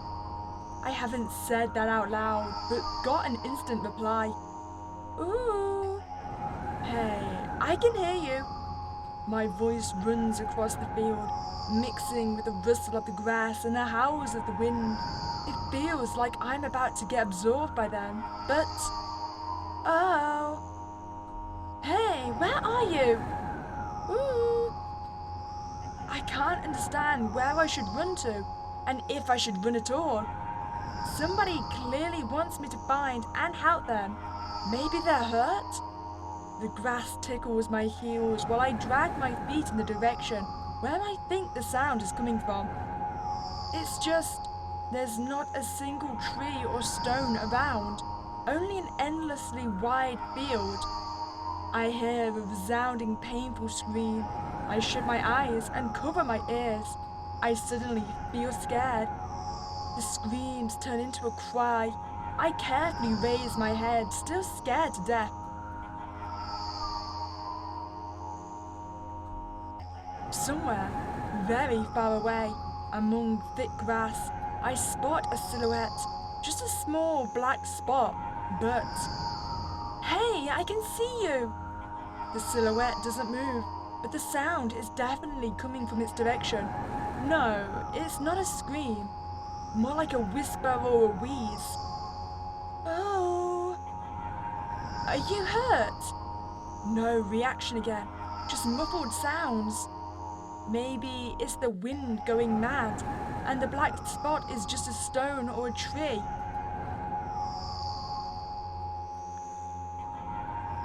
I walk away, disappointed. 100 steps, 200 steps. Then I turn around. Surprisingly, the spot hasn't become smaller. I start jogging. The grass is no longer tickling me. It's whipping my ankles, leaving cuts. Feeling of panic and unexplainable dread grow inside me. A stone, a tree. Why the hell is this field endless? I don't turn around anymore. I know what is chasing me. The sounds reaching my ears become even stranger, louder and more distinct. The wind is bullying me too, huh? Isn't that right? That's the case, right? Finally, I stop. I ran out of breath. I'm at the brink of dying. At least I think so. Ooh. The horrifying voice is coming right from behind me. I turn around instinctively and, for some reason, try to shield my face, but end up losing balance and falling to the ground. The grass replies with a nasty cackling rustle. Ooh. I've heard enough.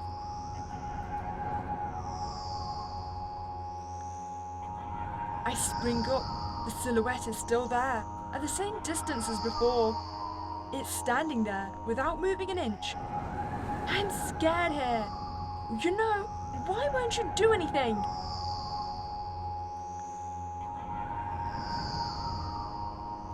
The silhouette trembles, then starts slowly gliding toward me, followed by new sounds, wheezes, moans.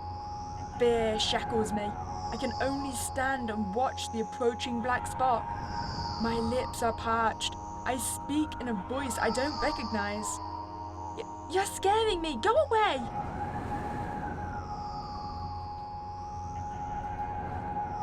After that, the spot expands rapidly, and, in the blink of an eye, most of the sky in the field is consumed by the sticky, cold darkness. Paralysis finally lets my body go, and I immediately sprint away. Ooh. I run so fast the grass turns into a dark green mush under my feet. I slip up, fall, run again. Ooh. No, no, no, no, no! Ooh.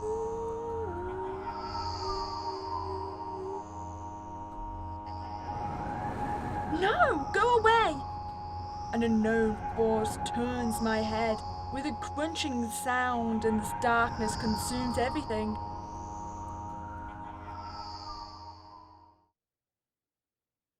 I wake up on the cold floor, in the center of a cramped room. I look around without standing up. There's no furniture, just naked walls. Oh! I've made it back.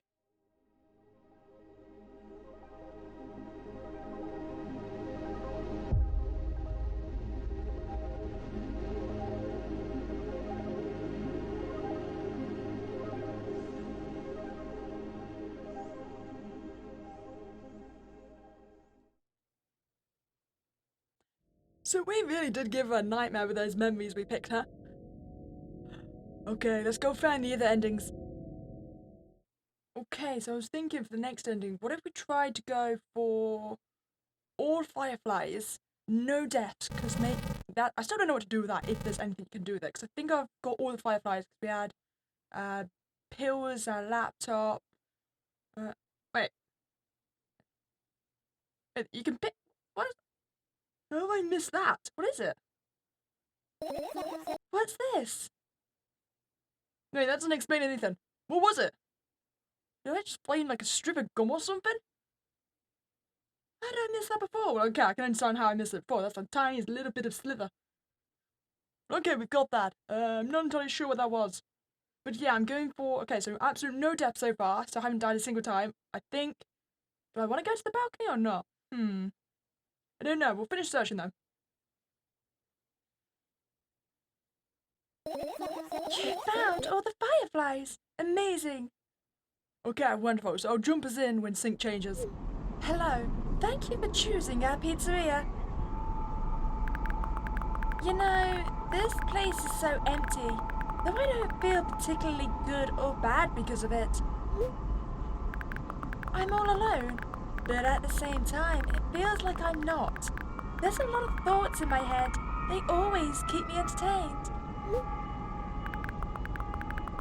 I can create a whole world with them. I'm sure to be able to fill the void around me if I try hard enough. Although, no matter how much I think, my surroundings don't change. Yes, things happened in my head, but they never left its premises. Wait, are we taking all this to a pizzeria? Well, okay then. And it's not like I tried to suppress them. Maybe they were afraid to come out.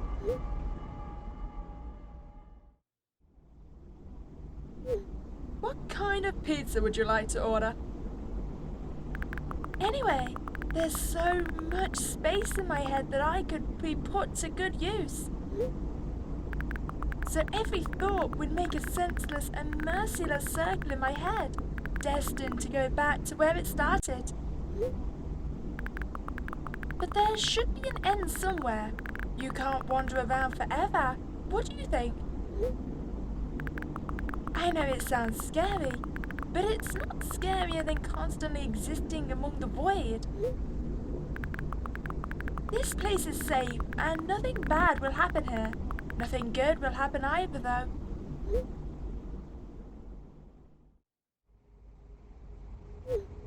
Please note that we have a special offer right now. 3 pizzas for the price of 2. Yeah, that's probably nothing good in having the same thoughts over and over. What's the point of having them anyway? I could have escaped from here, but I feel like my thoughts aren't helping me at all. They should be ashamed, probably. It's nobody's fault that I can't even see a door here. I would have had it easier with one. I tried to find it. It turned out to be a waste of time. No matter where I look, it's not looking good, pun not intended. And that strips me of my last bit of hope for salvation.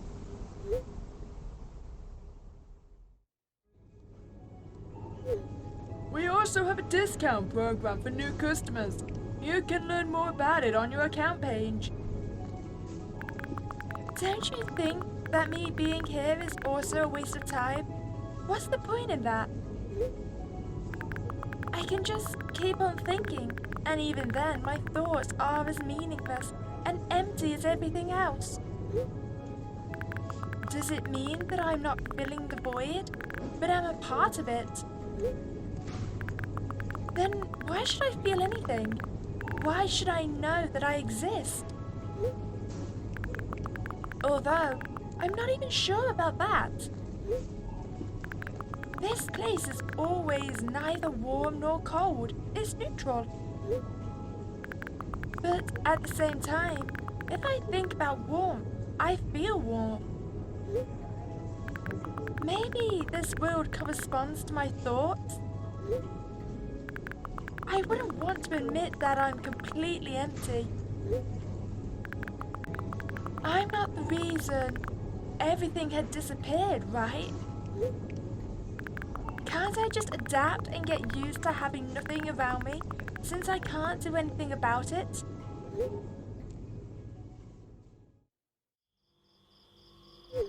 Are you ready to make your order? Yes, that's right. I shouldn't care. It's empty here, and it makes me feel neither good nor bad.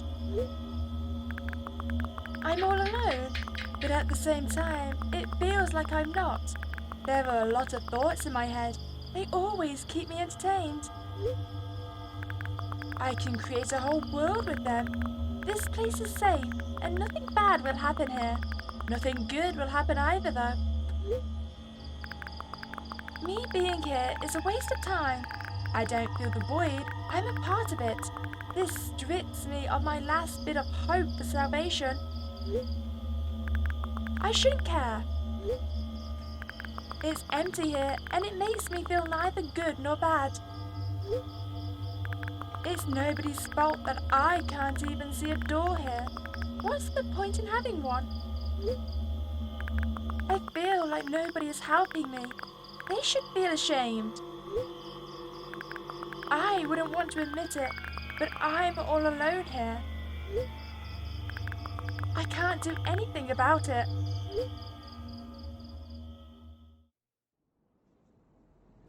How did we get on some tracks?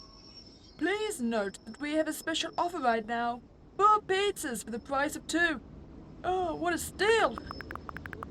I don't care that this place is empty, you hear? I feel neither good nor bad. I'm all alone. My head is full of thoughts. They eclipse the world around me. This space is pretty cramped, but at least it's safe. Is that a train we're hearing?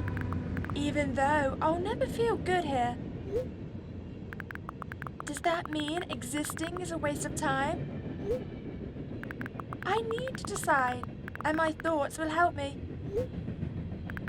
They'll lead me to the exit, and I'll be able to feel proud of myself.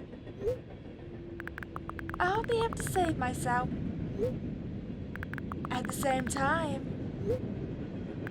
I don't really care anymore. This place is empty, but it makes me feel neither good nor bad. I'm alone, but my head is full of thoughts. A whole world, one might say. If I try hard enough, it'll be able to fill all the void around me. Still, no matter how much I keep thinking, my surroundings don't change. Yes, something happened outside of my head, but what was it? There's not enough space for my thoughts. It's already filled with something else.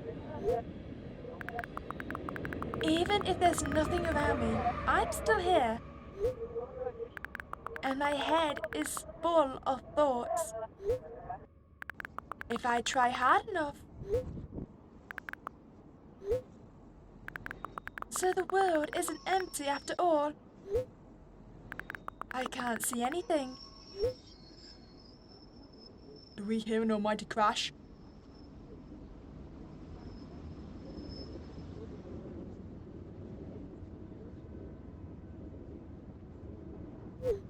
Session timeout. Please reload the page. Well, I mean, good news is you woke up before you died.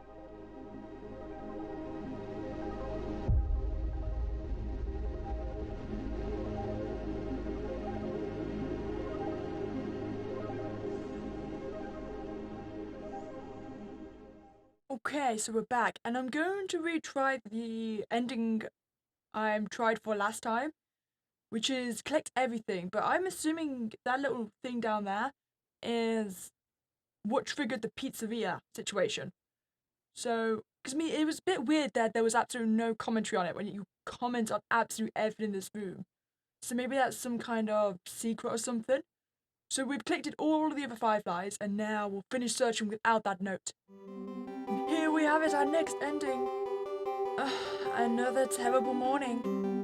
Boo, why is my face always so stupid? I wonder what the others at school will think. Well, it's not that I care too much. I just don't want to be branded a loser on my first day. Cheer up. There's nothing wrong with looking different. That's not what defines you after all. Hey, hurry up. Yes, Mum.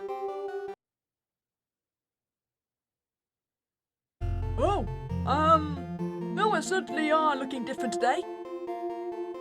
And also, we're back at school. Interesting. Another terrible morning.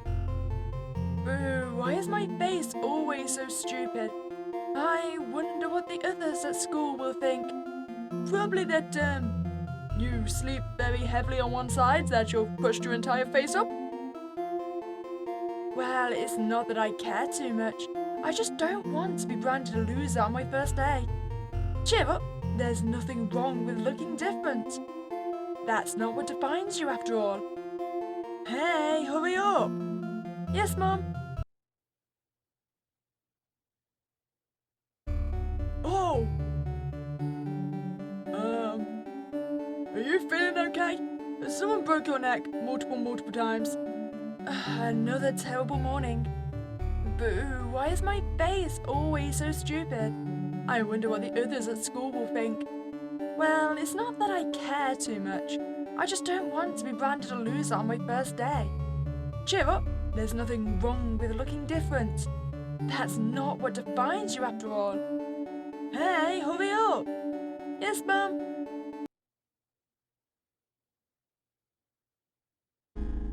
Ah!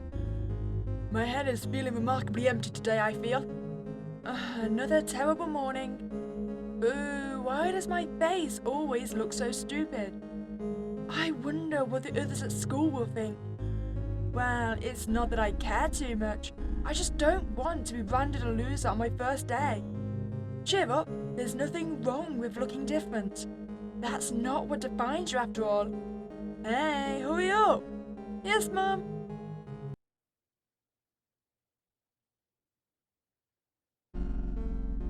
Oh, we're feeling very, wild this morning.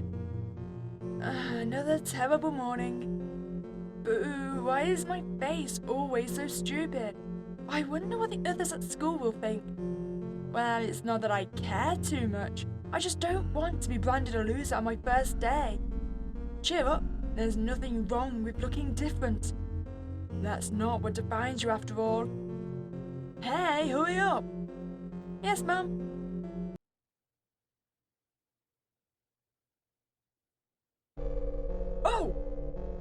Oh, we've multiplied this time. Are you my parallel twin? Another terrible morning. Boo, why is my face always so stupid? I wonder what the others at school will think. Well, it's not that I care too much. I just don't want to be branded a loser on my first day. Cheer up, there's nothing wrong with looking different. That's not what defines you after all. Hey, hurry up! Yes, Mum?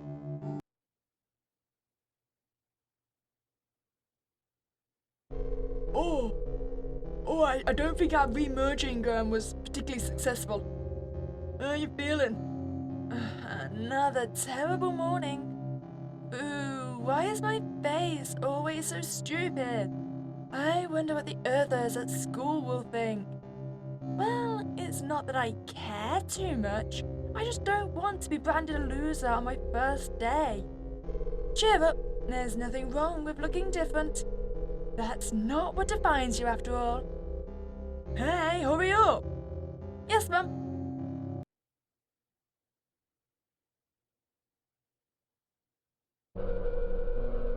I see everything. Another terrible morning. Boo, why is my face always so stupid? I wonder what the others at school will think. Well, it's not that I care too much. I just don't want to be branded a loser on my first day. Cheer up, there's nothing wrong with looking different. That's not what defines you after all. Hey, hurry up! Yes, Mum?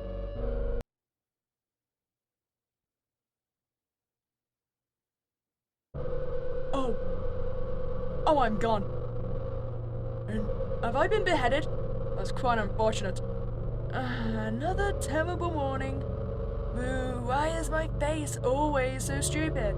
I wonder what the others at school will think. Well, it's not that I care too much. I just don't want to be branded a loser on my first day. Cheer up, there's nothing wrong with looking different. That's not what defines you after all. Hey, hurry up! Yes, Mum?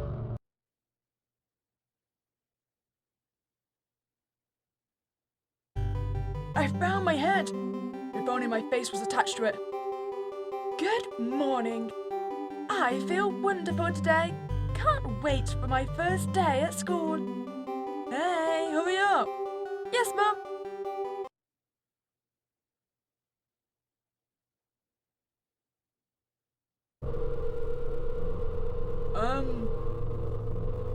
I think this means I didn't find my face. I just replaced it with hair. The ultimate comb over. Yeah, I'd be pretty sad about that too. Okay, so the last ending I could think of is doing collecting the bare minimum fireflies. So we found 3, the bottles, the laptop, and the notebook. And now we're gonna finish searching. Okay, we found our last ending. Is this a drill? Maybe. I wake up and immediately you almost lose consciousness from horror. A thin metal stairway snakes around a giant column, disappearing into the darkness. I press myself into the cold wall and pray that I freeze into it. This feeling, I know I've spent a couple of hours or days here, but I don't know how high the column is. I don't know whether I'm going up or down.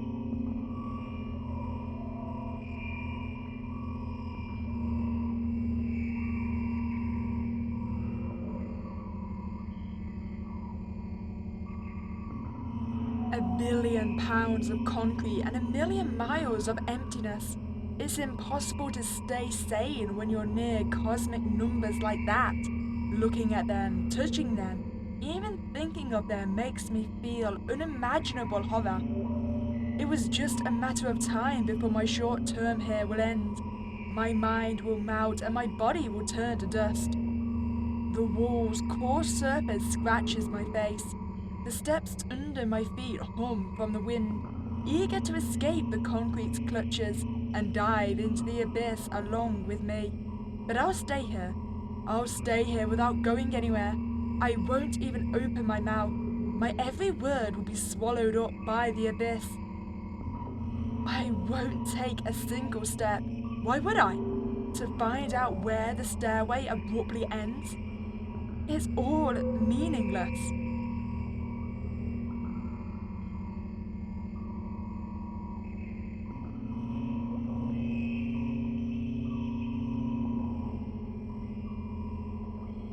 Many units of time pass, but I'm still unmoving. My whole body is trembling. But then I realize it's the whole space around me that is trembling. I can't wait to destroy me. Maybe I should gather my will and at least turn my head. That thought doesn't stay in my head for long. It's torn out with inhuman force. Unaware of what's about to happen, I slowly turn my whole body with a squeak. No, this is not what I wanted. Don't!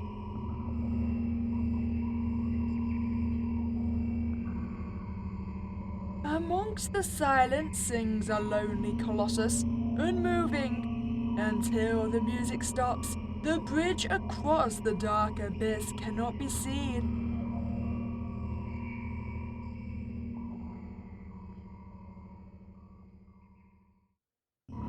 Oh! There were many coliseum things, structures.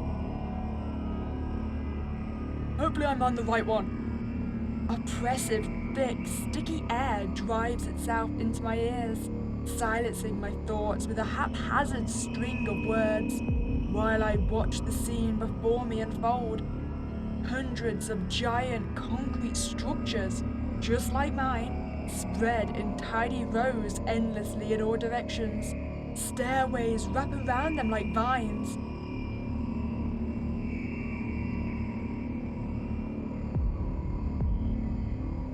There at the end of this world, there's a person smiling. This world still exists, but all that makes it both exist do not. I try to erect a mind block, but to no avail. My brain is already at the mercy of the super creature. A moment passes, and I realize that my body doesn't belong to me either anymore. My legs start moving on their own. The only thing I can do is choose the direction. Up, down, or... The crowd notices blood on Wazek's hands. He runs away. Mendal appears. He has nothing human about him apart from his excessive grace and hidden elegance. He walks out of the center of the stage. First act begins.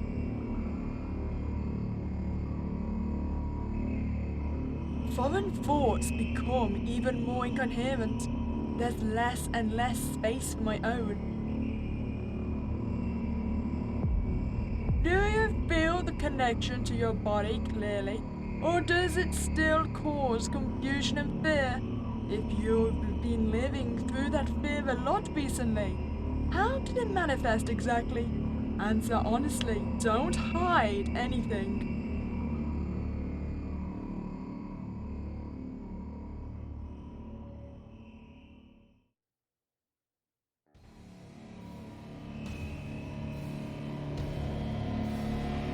Ooh, I guess I chose down then.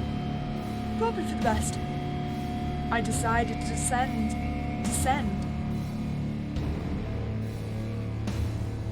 You can have a sneaking suspicion that something is wrong, because your path has changed.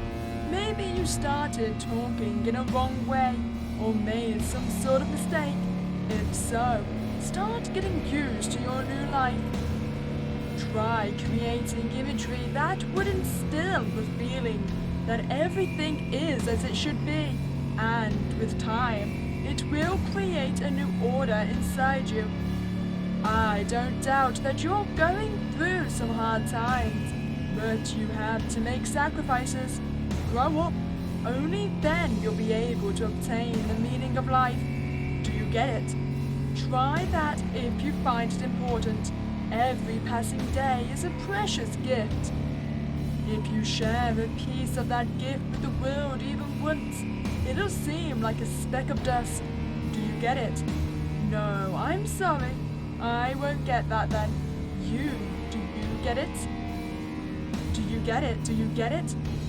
Yes, even you get it. When you notice how people look at themselves in the mirror, when you look at your own reflection and realize that it exists in reality, do you understand how exactly it exists? Was he trying to get me an existential crisis? I mean, it's not hard to do. Yes! And there we have it. We found all 5 endings.